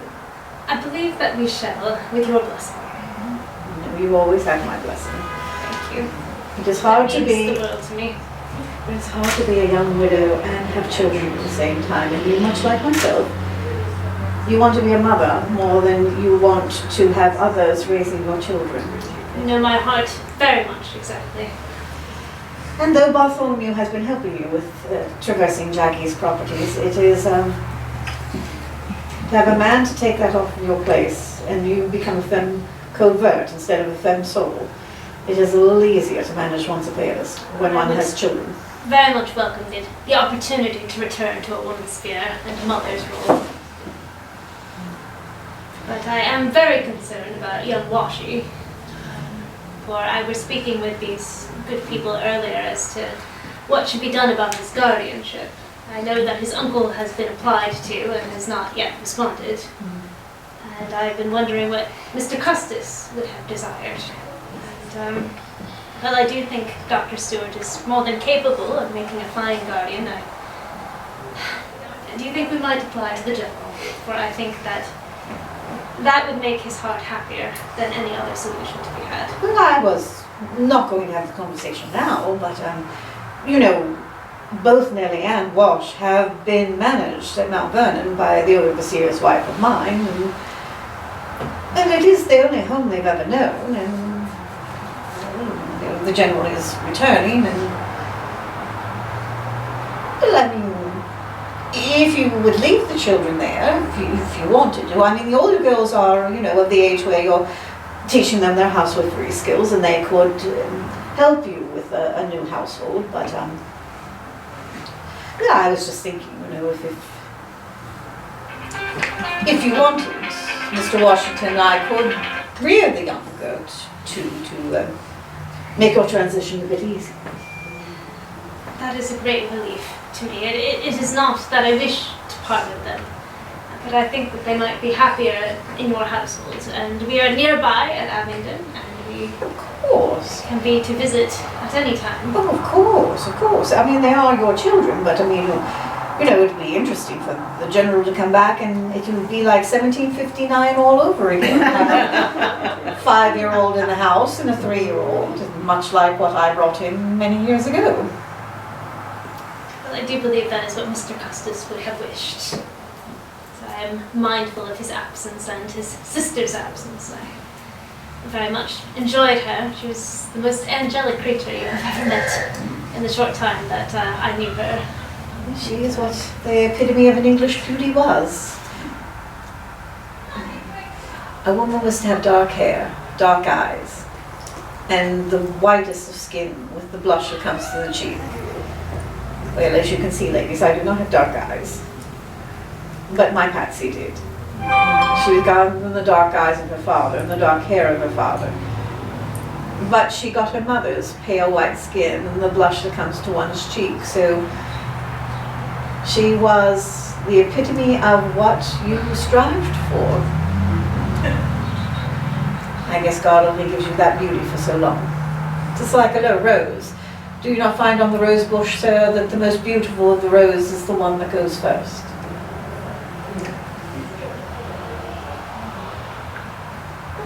But then, God opened my heart up for you. I was delighted to be there for you. Yeah, you were there from the day of her leaving this earth, through all of it. And I have certainly loved watching you grow. Well, thank you. I'm honored. You ladies, I have never met some ladies that are so very quiet. I mean, it is not the way it was at the winter camps, I can tell you. Not with Mrs. Green about. She's Not of a with lively temperament. Well, obviously we aren't into dancing, but can you play some dance music? I very certainly could. Perhaps round about our coal fire. I did dearly love to dance that with Mr. Custis at this time of year. I believe I have it here. You look so familiar. Did you ever live in Matthews? Yeah, 50, more than 50 years. Were you in the one side? Yeah. Tell me your name, never like owned it. Yeah, okay, another name.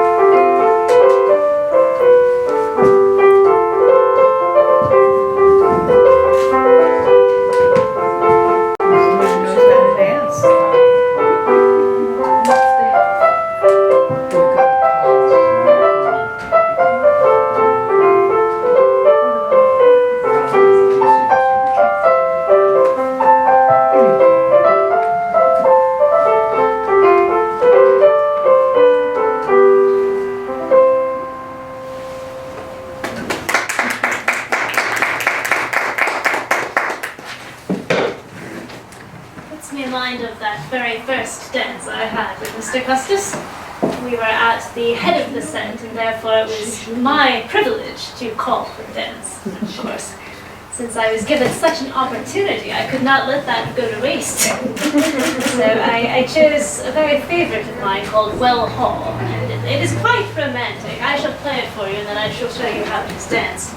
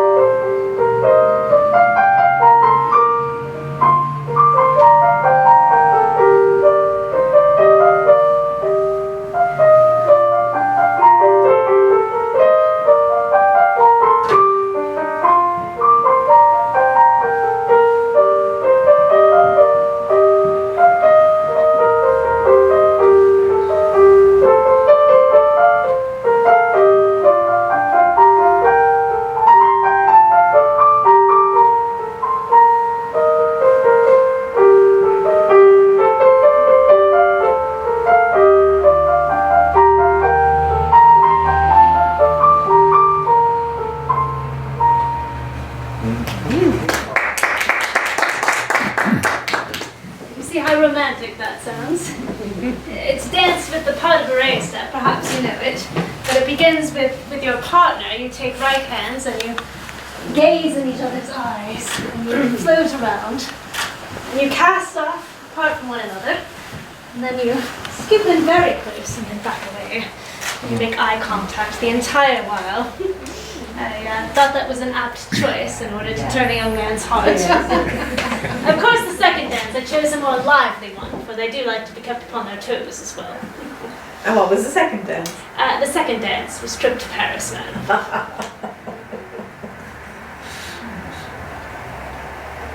Ladies are so quiet. As I said, I have been used to much more lively company, and Mrs. Green and Mrs. Knox, of course. Half the time you are sitting with Katie Green as she's talking about Lucy Knox, and then you're spending half of the time talking to Lucy Knox about Katie Green. And then when they're two together, they're almost civil with one another. As a matter of fact, most of the time in the winter camps, they were preferred when I would come a little bit earlier. For Catherine Littlefield Green, she came whenever she decided she wanted to come to the camps. Oftentimes with a child in tow. Do you remember what we were calling her first son? I do. She brought him with her to the camp. And she named him George Washington, and so as they started to call the General His Excellency, we began to call him His Little Excellency. But oft-times she was going from the camp full in the belly or coming to the camp. I mean, do you know, madam, she came to Morristown, New Jersey the second year with the so much snow and ice, full in the belly to have her child at the camp. I mean, who would choose to have a child in such a condition? But oftentimes... Yes, not myself. Oftentimes she found herself in a melancholy when she was near her birthings and could not stand to be parted from her husband. And oftentimes my husband could not like he let Mr. Hamilton go home for the birth of his wife's child, but was not able to sometimes let General Green or General Knox go for the births of their children. And but oftentimes she would come to the camp early, and she would be upset if Mrs. Knox was there before she was, or if Mrs. Livingston or Kitty Livingston was there before her husband, and poor General Green would get berated terribly if other women were at camp before he had instructed her to come. The same thing would happen with Mrs. Knox. If Mrs. Green was there, or anyone was there before Mrs. Knox was called by General Knox, she was quite disturbed as well. I think it were more peaceful for me at home. It was. But they were most congenial once we got them all together, and all jealousies and angers were put aside. I never asked for a greater council of ladies. For when I was taught by my mama, I was taught never to muddy one's mind with politics, to manage the household with domestic tranquility. It should be your husband that deals with the outside world. But when Mr. Washington stepped into the public arena, he stepped it in for you, and for Jackie, for our children, our grandchildren, as well as for his wife. And learning the ways of politics was a lesson who thought a woman in her 40s would learn lessons so late in life.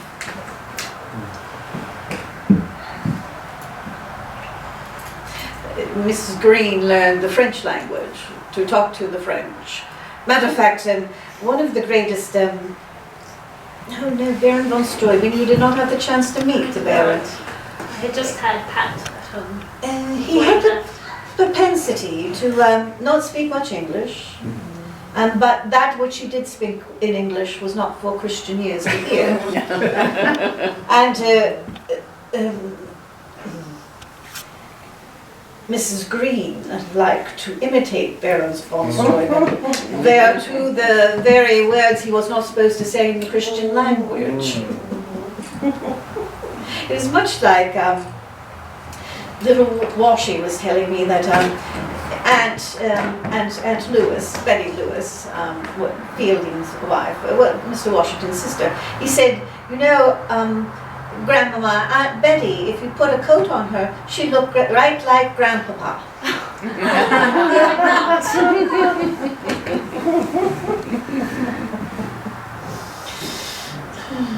She is not You know what you're getting into. He is a handful. You take him on. He likes to hear stories of savages. I don't know why, but I think he got that after your husband, my son.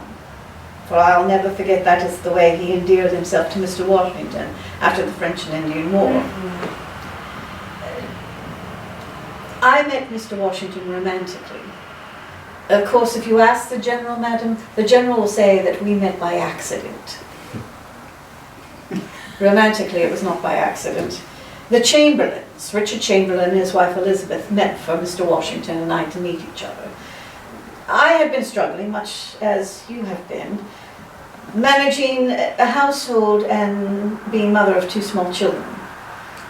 I did not like that my slaves would see my children's first words, their first steps, as I would manage the household, the tobacco, and everything else. Worked with Robert Carey, our benefactor in England. So they knew I needed a new husband, and I had been being courted. I'm not sure I ever told you this. Charles Carter was courting me. He said actually he had inflamed a bosom in my heart. You were sadly mistaken. He was very sadly mistaken. He had a daughter my age, you know.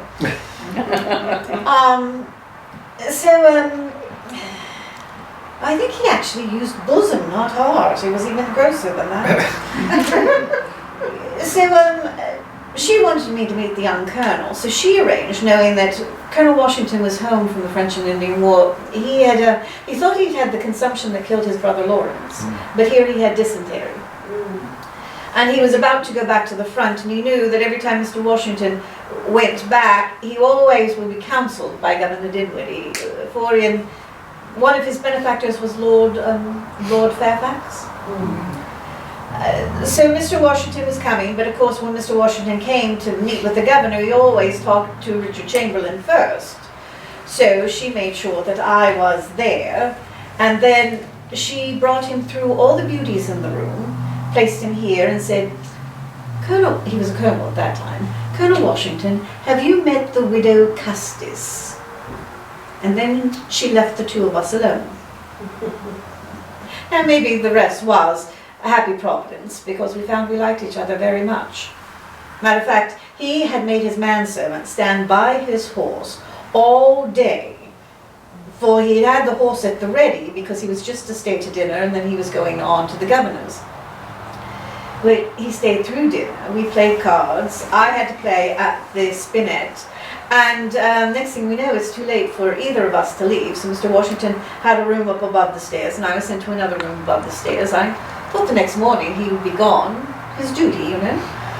But there he was, waiting below the stairs for me to traverse down below the stairs, and he said to me, Mrs. Washington, well, no, I wasn't Mrs. Washington at that time, I was Mrs. Custis. Mrs. Custis, may I call upon you at your house at White House after I am finished with the governor? Now, madam, when a man's that bold, you really should say no. I never regretted the decision when I didn't. He came to White House, and of course, to all my servants, he gave coinage to try to gain my favor. But it was my son that gained my favor. He, of course, should be above the stairs, because he was not of the age where he really should have been in polite company yet. But of course, he had his first pair of breeches, so of course he thought, you know, he was a man now. He came down to ask Mr. Washington about the savages he saw out upon the frontiers.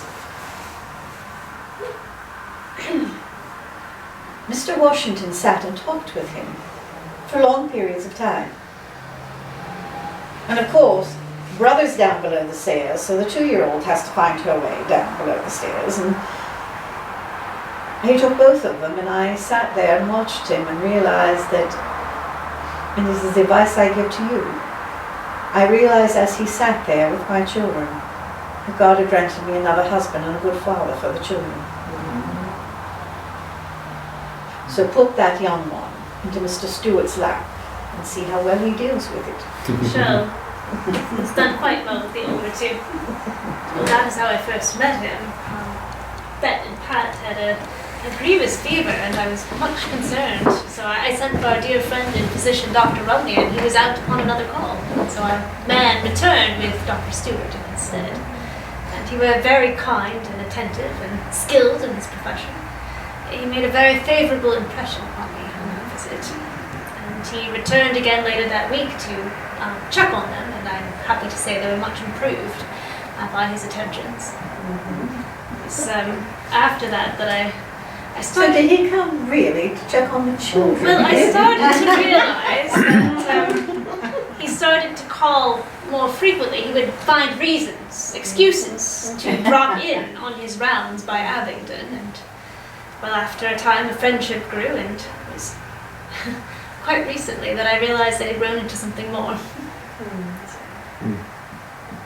It's nice to see you smile again. Thank you. And a blush to come upon your cheek.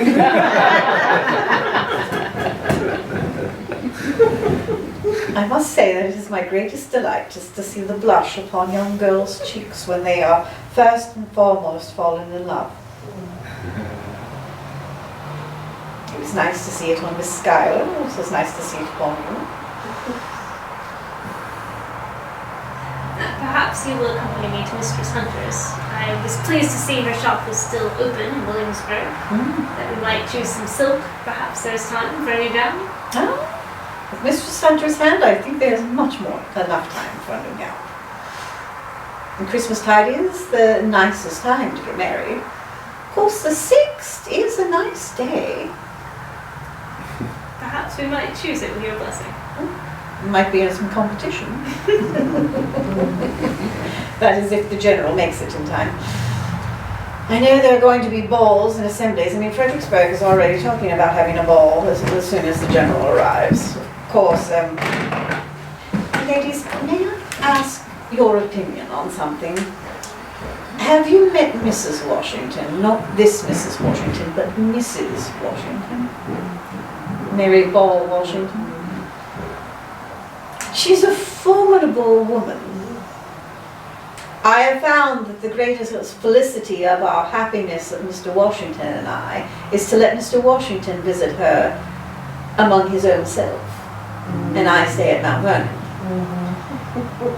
But of course, if Fredericksburg is to have a grand ball for Mr. Washington, and of course Betty has been troubled in the fact that Fielding Lewis died shortly after my son did, her husband. I do want to see Mr. Washington's sister, but I'm not sure I really want to see Mrs. Washington, because when Madam I was there, when my husband had to write the letter to his brother John, you see, Mrs. Washington asked for a pension to be given to her by Virginia, because her son has been off to the war. It embarrassed Mr. Washington, and I was at the camp when he had to write to John to stop Virginia from giving her pension, that he has been taking care of all her needs. And she has many needs, and some of them are imaginary in nature. I mean, do you know she met the Marquis de Lafayette in her gardening clothes? The Marquis de Lafayette in her gardening clothes. Saying this is the condition she had been left in. Insinuating that my husband has left her. My husband is taking care of all her needs. I mean, she had written to him when he was in the French and Indian War to come home from the silly little war because she needed butter. And she's written to him several times. She needed him to come from home from this war because she's having problems with the overseer. I don't mean to be unchristian, but she would not have problems with the overseer if she'd give my husband the land that is rightfully his, that is Fairy Farm. So you see the difficulty I'm going to have being civil? I mean, I will do it for my husband's sake, and I will do it for Fredericksburg's sake, but maybe I should give her the honor of taking him to the ball herself. Sounds like a delightful idea. She would be pleased in that, for she would be the hostess of the ball, and I will relinquish command to her. It seems the most properest of suggestions, and then you need not dance yourself. That's true. So you prefer not to these days. Yeah, my body just can't take it anymore. That's the one difficulty of traversing back and forth these last 8 years, is my old body really cannot take the jolts upon the floor anymore. The slow dances are fine, but madam, I could never do the Irish washerwoman again. But have you ever seen the Irish washerwoman? Well, you traverse back and forth. And as it gets more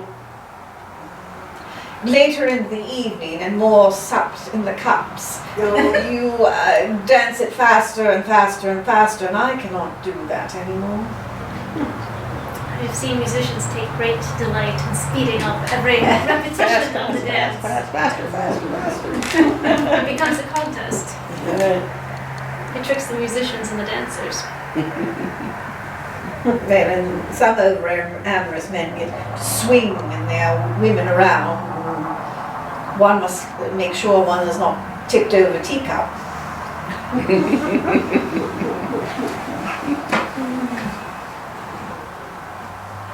Dancing is a great sport.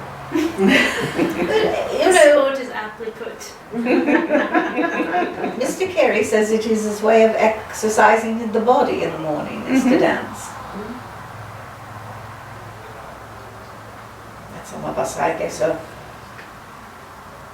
more prone to nature. For my part, I love to watch you. why thank you. As I have learned to love to watch my girls now, I always like to see what they have learned at dancing school to be sure that they are putting our tuition to good effect. And I'm pleased to say that out of all the subjects, Bet has embraced dancing wholeheartedly. She is the best in her class. Well, it is, mean, it is so important. You know, Mrs. Holland, the one that left the American Company of Comedians and remained in Williamsburg, she has a school now for dance deportment and French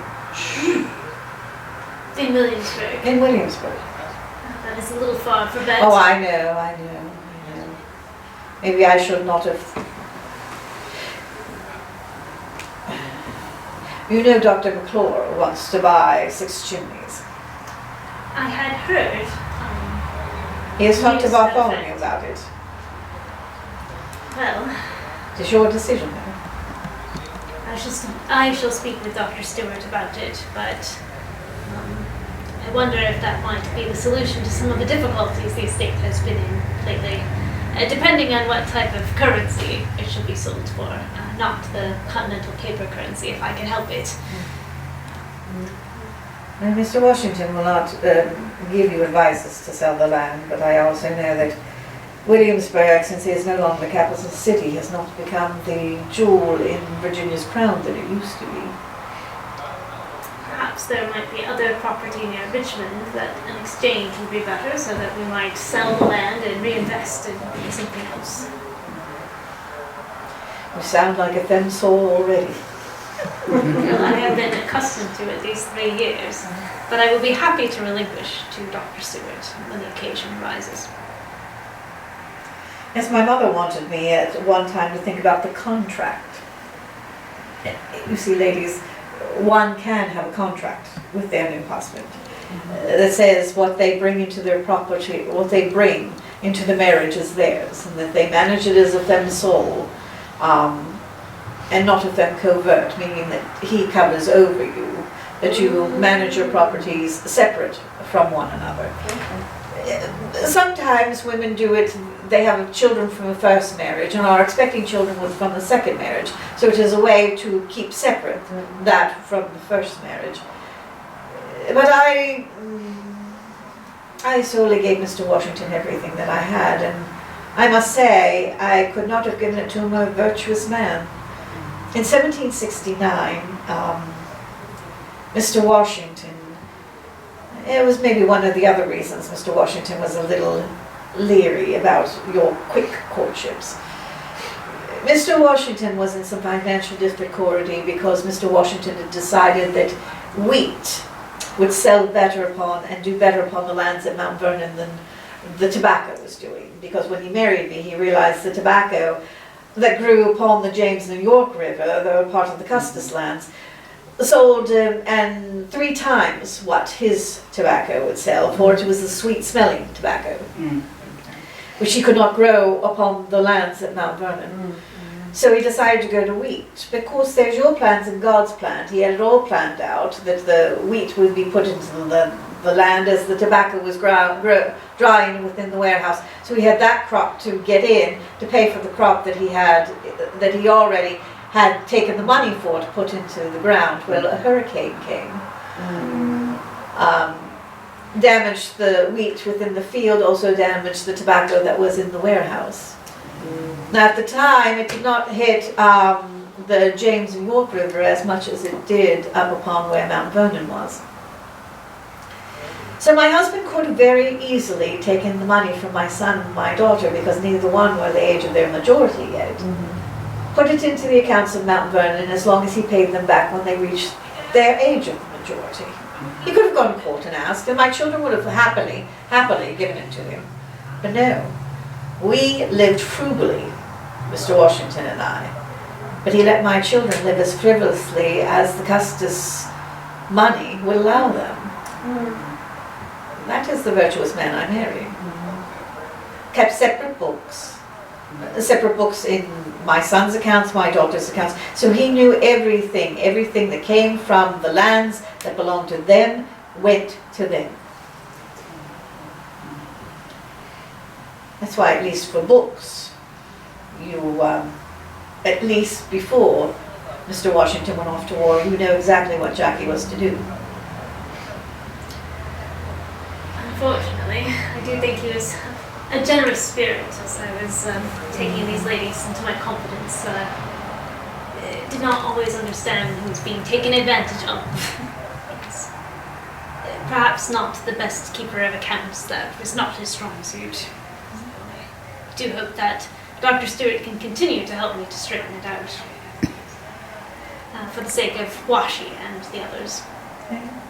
I must say, of Dr. Stewart, what I know of him, he is a less gregarious and more stoic Seneca man than Jackie ever was. But underneath he is very tender and kind, and perhaps some steadiness might be what I need.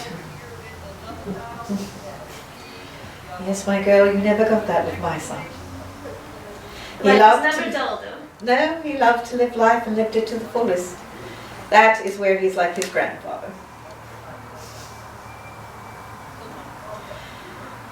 Of course, I could say he's like his uncle as well. I will never forget trying to counsel Bat. It was the year of 1774 when Bat married his second wife, and of course the derogatory things were being said because she jilted a lover before my brother. And he decided to say derogatory things about her in the taverns and such. My brother was taking him to court for slander. Of course, one more thing was said, so my brother pulled him out of a tavern and horsewhipped him right from the middle of Duke of Gloucester Street.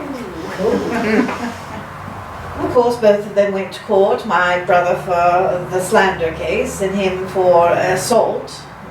Well, the man took my brother for assault and my brother took the man for slander. And luckily for my brother, when the men heard, well, I don't know whether it was lucky for my brother that the men heard what the man said or that Mr. Washington walked in about the same time. And next thing you know, they said, well, if he had said such things about our wives, he's lucky he just got horsewhipped.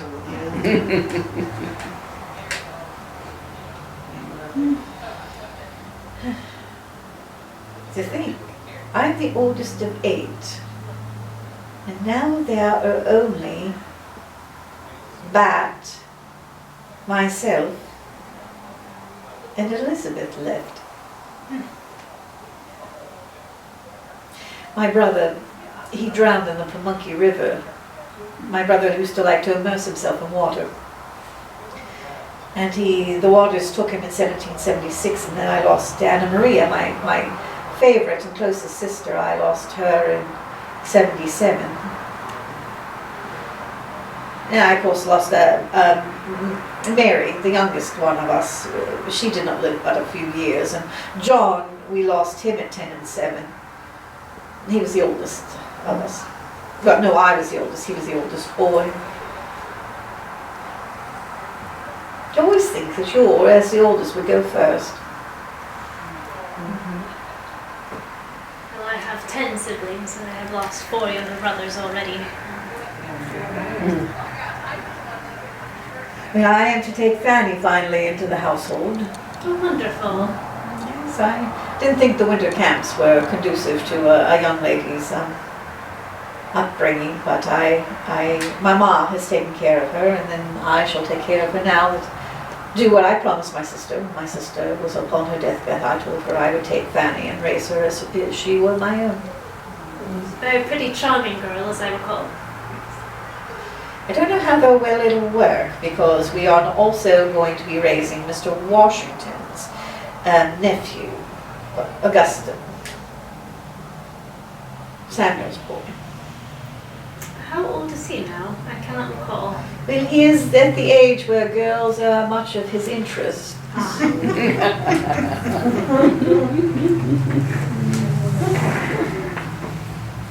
Well, surely, if you can manage a young Mr. Hamilton, you can manage him. I don't think I ever managed Mr. Hamilton. I don't think anyone could manage Mr. Hamilton. You know, though, he has a great mind. He has told Mr. Washington, Mercy Otis Warren has told them how to put the government together. He has told Mr. Washington how to put the money system together. And I don't think he's going to take no for an answer. Perhaps, in this respect, it will not be a bad idea to let him have his way. He is, I mean, my husband hated to part with him as an aide-de-camp. He has a brilliant mind. And the Marquis, I do not know how Mr. Washington will take their party. When is he to sail? Do we know yet? I do not know. But I know it will hurt my husband dearly, and if Mr. Washington ever wants to go to France to visit him, he will do that by himself. He will not traverse me across the waters. Well, perhaps, depending on when he might do it, if Wash is of an age, he might accompany him. Since his father did not get his European tour. I think that was his mother's fault. When we looked for schooling for John, Mr. Washington didn't like the College of William and Mary. He felt the boys were too wild there. I didn't like the Presbyterian College in New Jersey. He felt the Presbyterians were too austere. Mr. Washington thought that perhaps getting him completely away from his mother. Mr. Washington has always said, I'm overindulgent of the children. Perhaps to send him to university in England. Luckily for me, Mr. Carter's boy had come already back from England, and he had spent more time in the bawdy houses than he did for his studies.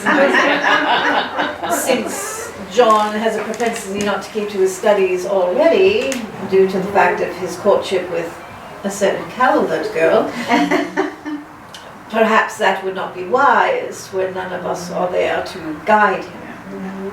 So the decision was to send him to King's College in New York, which Mr. Washington said he was quite disturbed at looking at King's College. He said that it had been used partly as barracks and partly as a stable for horses. He said New York has been greatly abused by the British. They've had 2 fires, I believe, in the last 8 years. One in 76 and one in 78 that destroyed most of the wharves, I think. Well, that's the first. It's my first remembrance of going to Massachusetts Bay, going up to Prospect Hill and looking at Boston and Charleston. I mean, ladies, I don't know whether you've ever seen anything of war, but the preparations for war are very terrible indeed. I mean, Boston had very fine buildings because you never knew how long they were going to stand. And Charleston had very few but chimneys standing. And you could see them breaking up the walls for firewood.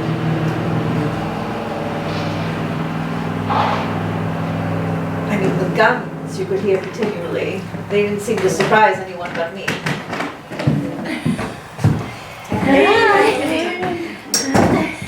Hello, Mary Washington, Mrs. Washington. Oh, I'm Martha Washington. Mary is his mother. Martha. What a pleasure to meet you. Oh, it is a pleasure to make your Thank you to acquaintance as have well, you madam. here. Thanks. And this is my daughter-in-law, Eleanor Custis. Hello, She was married to Eleanor. my son, John. Oh, I see. I'm pleased You to look meet you. gorgeous. Thank you. Hi. She is the most accomplished of young ladies. The Calvert family of Maryland, Mount Airy, Maryland. Oh, really? She is their daughter. Are they Catholic? Because a lot of people in Maryland are Catholic. It seems it depends upon the company that we keep. Oh. My father is the natural son of Charles Calvert, the 5th Baron of Baltimore. My mother, his second cousin, Oh. daughter of Captain Charles Calvert, once time governor. Oh.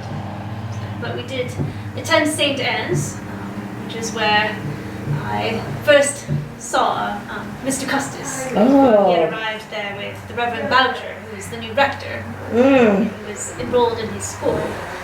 But I spent perhaps a little less time with his books and more time making the rounds of social calls. What a pleasure. Wow. We're busy. How are you? Perhaps we might have another day. So I was thinking America to celebrate. Oh, that is wonderful. How are you? And any more people in this I don't know, I just came back because I was at the Arts on Main, you were covering the arts.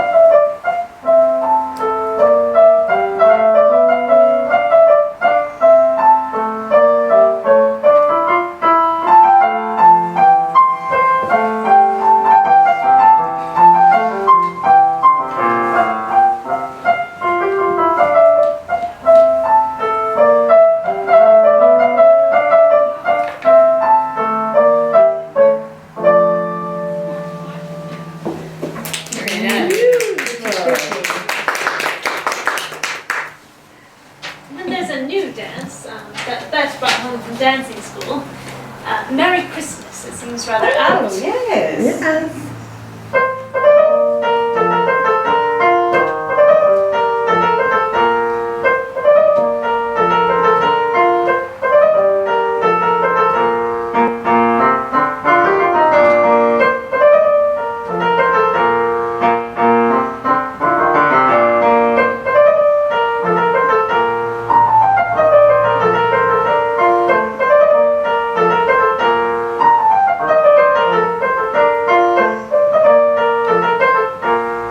Very cheery and festive. Yeah. Very nice.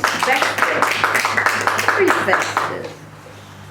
Should we sing Polly and the Ivy?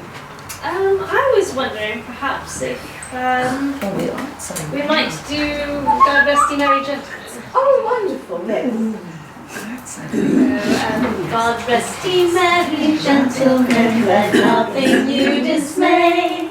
Remember Christ our Savior was born on Christmas Day to save us all from Satan's power when we were gone astray. Oh, tidings of comfort and joy, comfort and joy. Oh, tidings of comfort and joy. In Bethlehem in Israel this blessed babe was born, and living in a manger upon this blessed morn. The witch's mother Mary did nothing take in scorn. Oh, tidings of comfort and joy, comfort and joy. Oh, tidings of comfort and joy. From God our heavenly Father, a blessed angel came, and unto certain shepherds brought tidings of the same, how that in Bethlehem was born the Son of God by name. Oh, tidings of comfort and joy, comfort and joy. Oh, tidings of comfort and joy. Woo-hoo.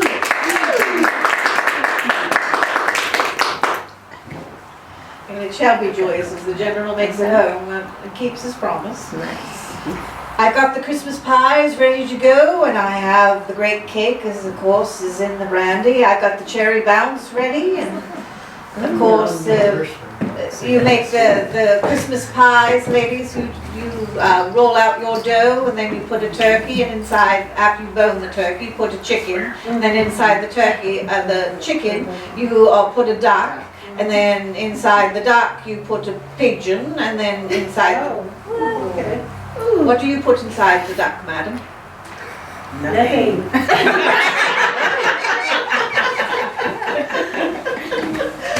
And then you put inside a pigeon, and then you do it all up in the crust with potatoes and carrots and such. Okay.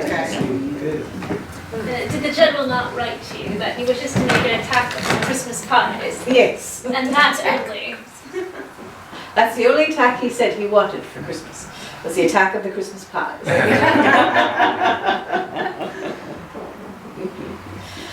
Oh, I believe.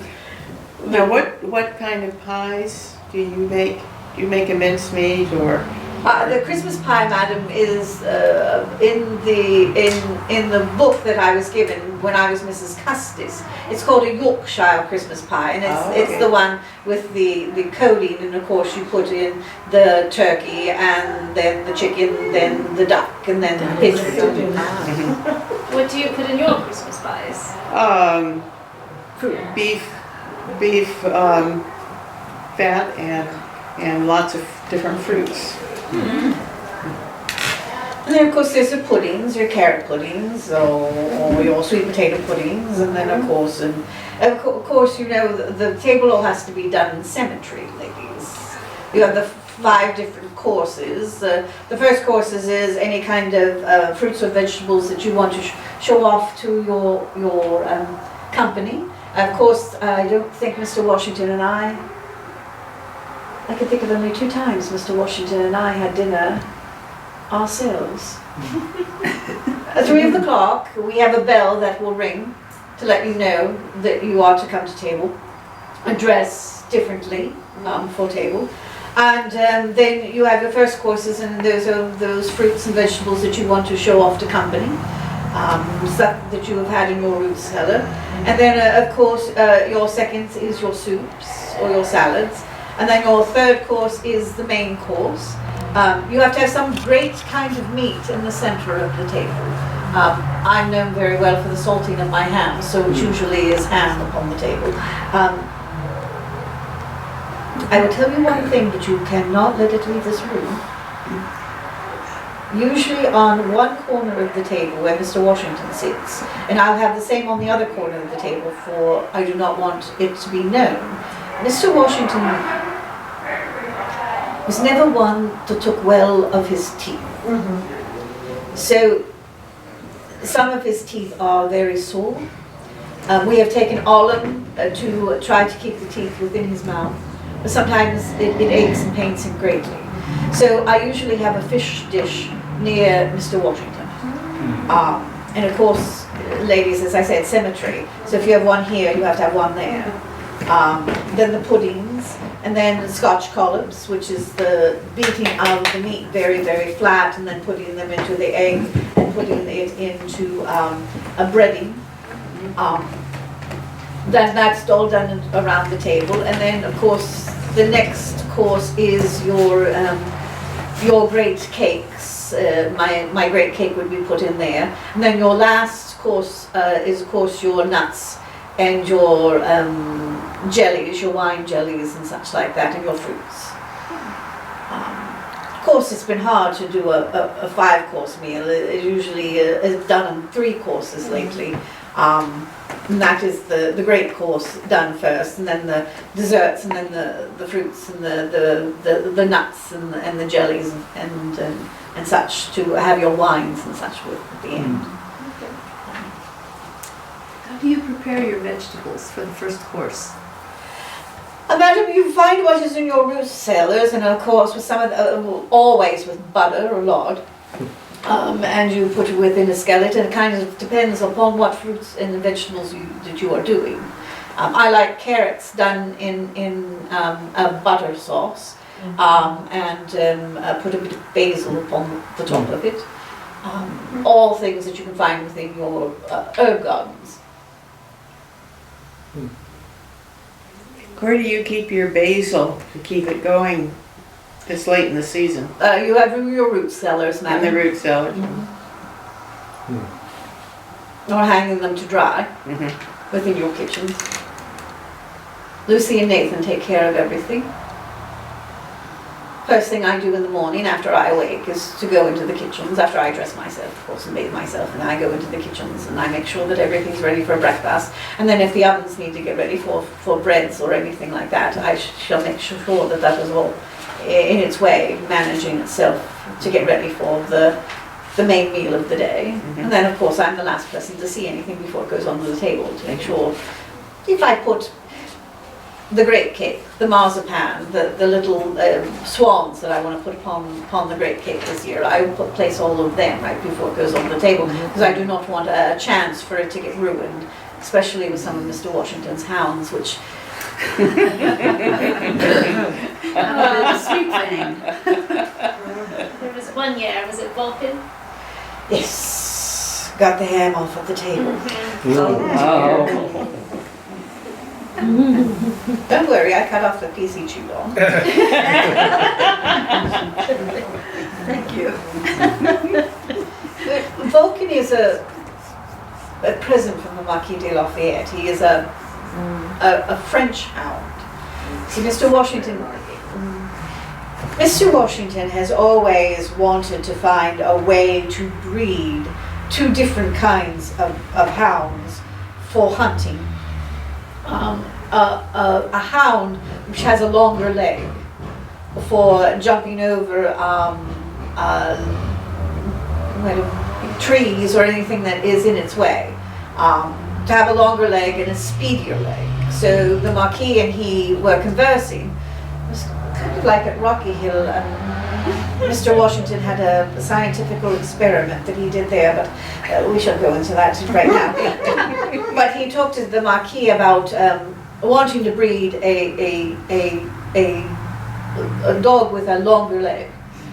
So the Marquis sent him this French wolfhound. So one of the things that has always distressed me about Mr. Washington, and never, please don't tell the General, I'm going to say this out loud because I really should not speak so in company, but one of the things that has always bothered me about the General is when his dogs are coming into their season, he will pick the female and the male that he wants to mate, and he will bring them into the household.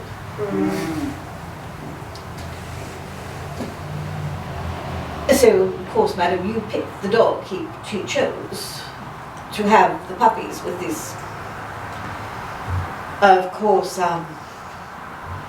he got out and got into the kitchens. Next thing I know, I hear a great consternation in the kitchens. And there, when I go out, all the servants around the corner of the kitchen, and this dog has the ham that is supposed to be the centerpiece of my table in its mouth. Mercy.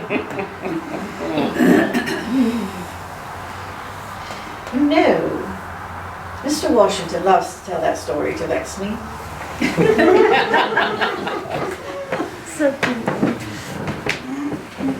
So, and the other is, he was given a small dog, long ears, droppy ears, to hopefully breed a shorter dog to go into the burrows and get the vermin.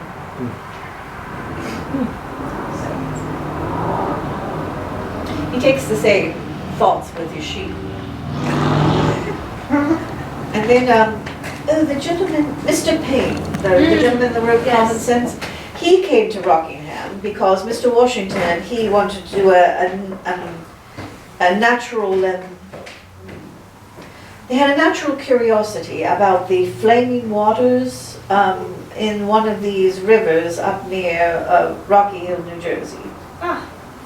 So they were decided, waiting on the British to leave New York. yes, they decided to have an experiment on the flaming waters. Do you know the outcome? They can catch the water on fire. Oh my. And then they were making the decision on exactly how that would happen. Mr. Washington was in the mindset that it was gases, and Mr. Payne in the mindset that it was something underneath the water that causes the water to catch on fire. They were most amazed as they lit and caught the whole of the lake on fire.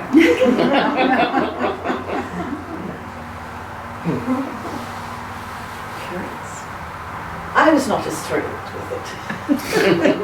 See why not? I do I believe thought if my Mr. husband- Custis were there, he would have been in the thick of it with them. Oh yes, he would. He'd been out of the lake. But all I could sit there and think of is my husband's made it through all the war and he's going to catch himself on fire in this lake. Oh dear.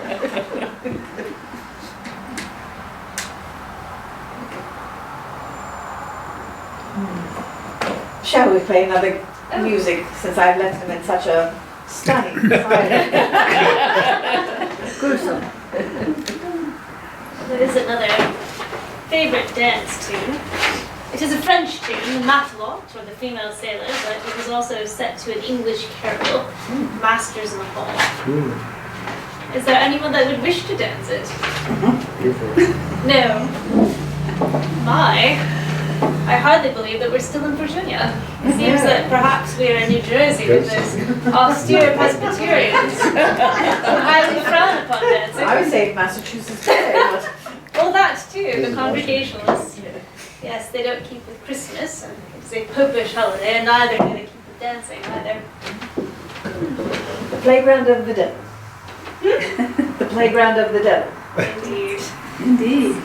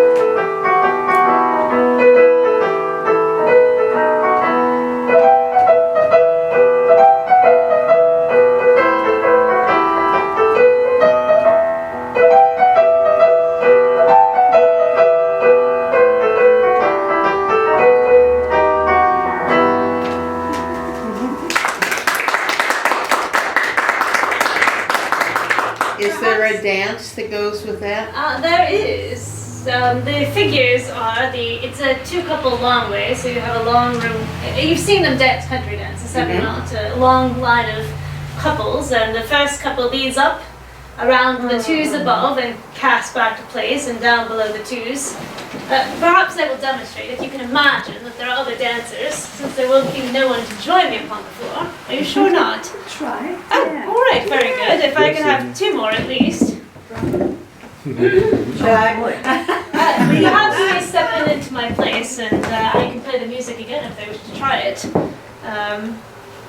Somebody has to lead it. All right. Is it tall? Mr. Kelly, should you step in? Oh gosh. You have to take somebody. I've got big feet, y'all, so watch out. Yeah, I should call the dance and then play the music. Where do I go? And so you stand across, this is your partner. We'll be the gentleman. And perhaps if we move the set just slightly this way. Oh, So boy. the first couple, this is closest to the music, you are the first couple, and you are the second couple furthest from the music. So imagine as if you have another couple above you. You're going to take near hands and you will lean up around that couple and then cast back to your place. So you will lean up around your imaginary twos and go around them back to the same spot where you started. Now you will take near hands and you will lean down through your twos below and you will cast back to where you started. Cool. That is the first part of the figure. Now you will half figure eight down through the twos below. So you will cross in front on the lady's side. You're dancing on the gentleman's side, if you don't mind, Mrs. Washington. You're going to do a half figure eight, so you go diagonally across and then around Mr. Kelly. You will also move at the same time to take your partner's place. And now you will take right hands with one another and turn once around. And you will face your twos, the twos will face up. And you go back to back with them. You will move as well, all at once, back to back, or dos-a-dos as the French call it. You come back here. So perhaps Mrs. Washington and I might demonstrate it back. And so we pass right shoulders, we step sideways to our right, and we back up by the other shoulder. So you were here, yes? So you'll face each other on the sides. Face each other on the sides, and you'll do the back to back. So you'll pass by the right shoulder, take a step right, and go back by the left shoulder. Back up, backing back to place. So it's called a back to back. Oh, Let's try that again. let's try that again. Face each other. You're going to pass each other by the right shoulder, So, facing in the same Step direction. behind, You're so going you're to over step to here. your right and And then back you're up. gonna walk backwards. And back up into place. Walk backwards. Walk backwards. You can do it. Would you like to do it one more time? Yes. All right. Pass, facing each other, pass on the right shoulder, step sideways and go backwards, walk back up into place. There you go. That's it. Now take both hands with your neighbor on the side and turn once around. All the way. All the way. And now face your partner, and you will do a back-to-back with them. So you will pass right shoulders, right shoulder. and then back into your place. Don't turn Go around, you keep backwards. facing the Go same way. backwards. There we You are. back up. Perfect. Now, the first couple only will take both hands this time, and they will turn halfway to get back on your proper side. And now you're going to cast down once, moving away from the music. You're going to move down one place as the two then step we out of come your up. way. Oh, now we have to do all that. Exactly. Oh, I love it. Oh, Lord. Since there are only two couples in the set, you will trade numbers, and so let's walk it again. Yes. So the first couple will walk up around their imaginary twos. So take your hands and walk towards the music. Take her hand, walk towards the music. Go, And then turn we- to the outside turn and to go the outside, around. You have an right. imaginary person there. And then come And back. back to your place. Now you will lead down through your second couple, so take inside hands facing down. Go around your twos and back to place. Okay. Come on, Sydney. Now you're going to do a half figure eight. So you will cross diagonally through your twos, allow the lady to pass first. Okay. Moving at the same time. She's You're going to go diagonally across this way and around Mrs. Washington back to your partner's place. And you will go diagonally around, what is your name, Mrs.? Marilyn. Marilyn. You will go around Marilyn and take your partner's place. So go ahead and cross diagonally at the same time. And then, Cute. There we are. There you Okay. go. Now Did take good. right hands Did only good. okay. and turn once around by the right hand. So, Walking forward, take your right hand right hand. and turn a circle. Keep walking forward all the way around. All the way All around. the way around. All the way So you around. should be back here again. There we Okay. are. Now you'll face your neighbor on the side. Oh, this one again. Yes. And you're going to That do is the an involved back to back Back to back. Over. and Walk back backwards. into There we place. go. I got Well that done. Take both hands and you will turn once round. We should be back where we are. Now face your partner. Do back to back with them. one. Passing on the right. Take a step right and back into Oh. place. Sorry. And then the first couple only will take both hands. They Yeah. will turn halfway. Halfway. So we. The other way. Go to the left. Go towards your left. So we should go. We should Yes. go. Go towards your left. Which is this way. That way. That is Oh, clockwise. yeah. There we are. Yeah. And then you're going to turn your backs on each other. You'll go down the outside one place as your twos move up, and you'll trade places with twos. So we go back Turn your back on your partner. Turn towards the music, though. towards the music. Yes. Okay. To the top of the Yeah. set. Yeah. Go then down the out. outside as the Yeah. twos walk up. Nice. There we are. Shall we try our music? Oh Lord. I just play it slowly. And keep calling. Uh, I will do the calling. All right. Do you love the dance? Yes. I'm gonna screw up. left-handed, I keep wanting to start I'm gonna mess up. I'll give you a little introduction and you can honor your partner with your courtesies. Let's see. It's more fun if you don't know. I gotta mess up one of yours. Sorry. Let's start that again. Oh Lord. Are you ready? Yes. Around your imaginary partner. And then we go this way. Go around your. I'm gonna mess up something.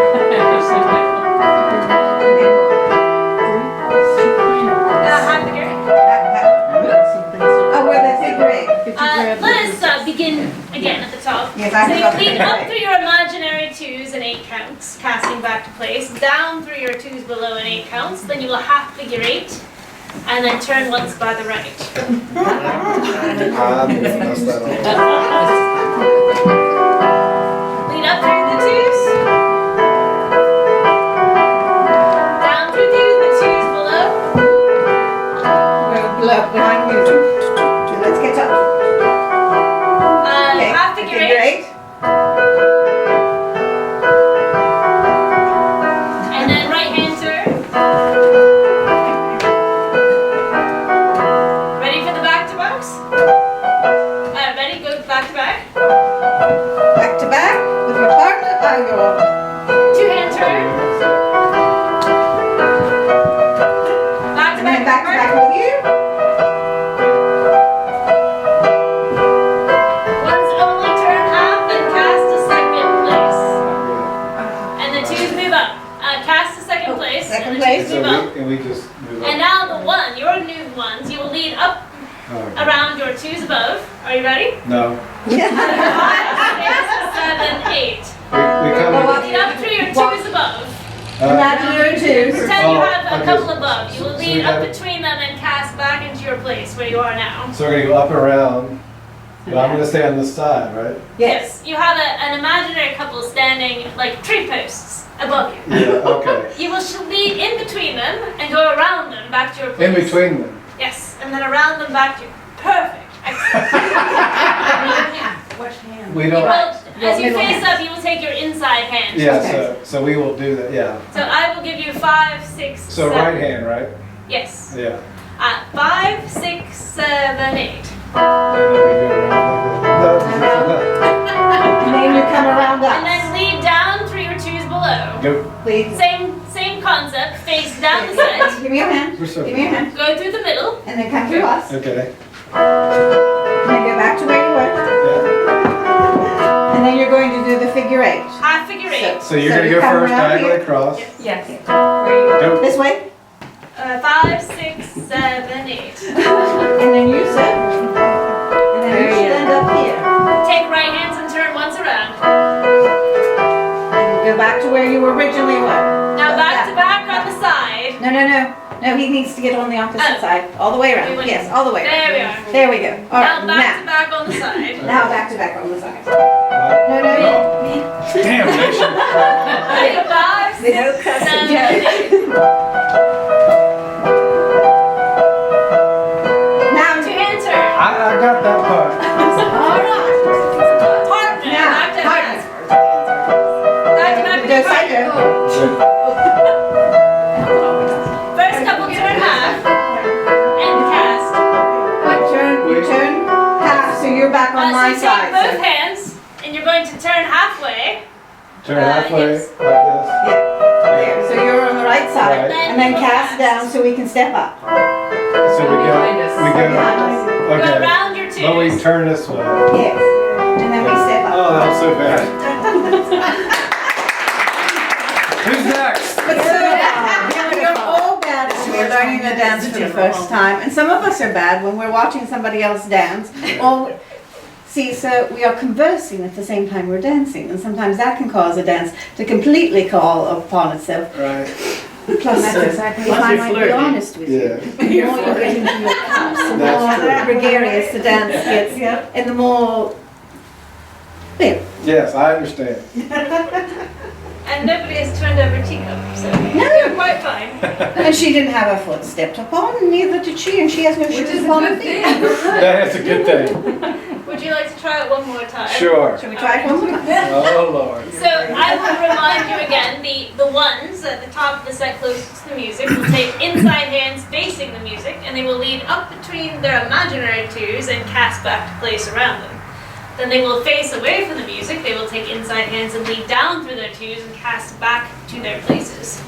Then they will walk a half figure 8 down around the twos, ending in opposite place, and they will turn all the way around one time by the right hand. They will face their neighbor on the side, they will do a back to back, I got that now. and they will turn once with their neighbor with both hands all the way around. And they will face their partners and they will go back to back. And the ones only will turn halfway and they will go down around the outside away from the music. One place is the two step up. Shall we try that? Let's do it. All right.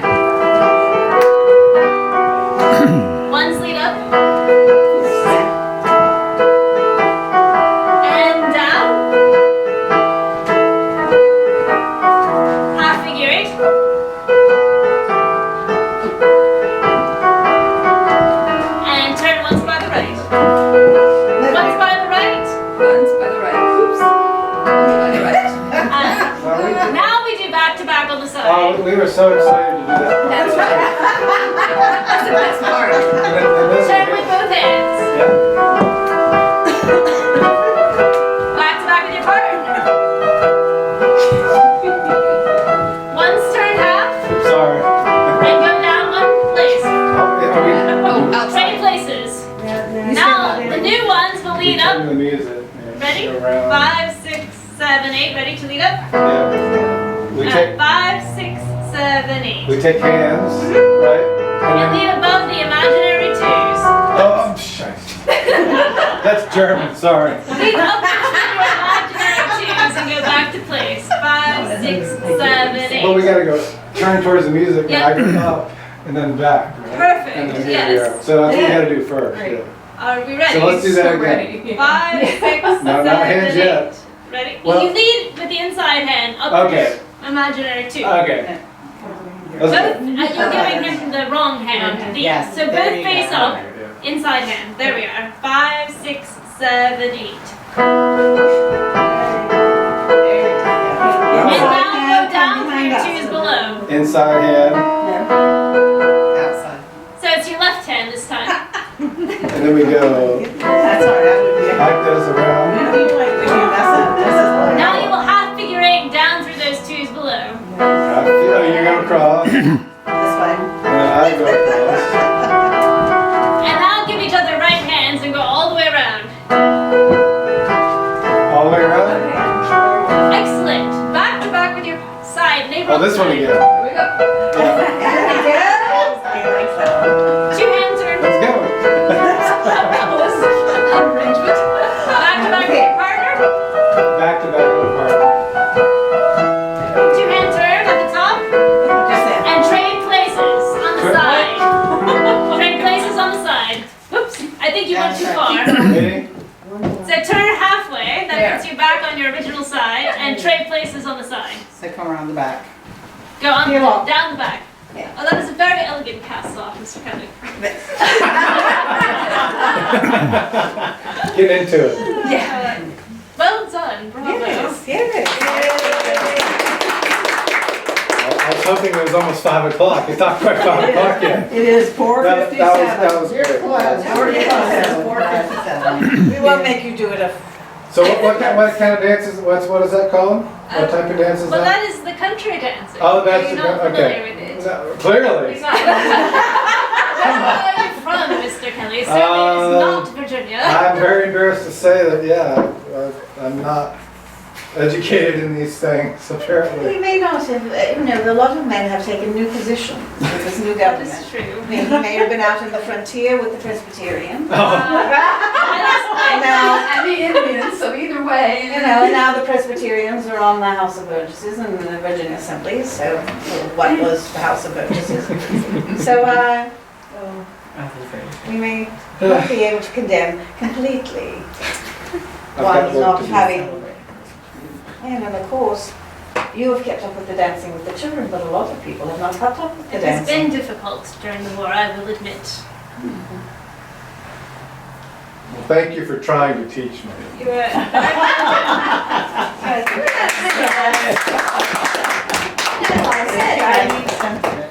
Here is the tavern keeper's son, Mrs. Vogue's son, and he is a first lieutenant in my husband's army, re-enlisted to go off to Yorktown, and now is out tending with General Greene the difficulties we are having. I don't know whether you know, North Carolina and South Carolina had more difficulties amongst their own people than they did with the British, and ours fighting. They have fought amongst themselves, so General Greene and others must deal with more social difficulties. And of course, there's still the fights amongst us and those up on the frontier, those I don't know whether to call them savages anymore, because I have met, well, I did get myself in a bit of trouble meeting the United people for the first time in Valley Forge.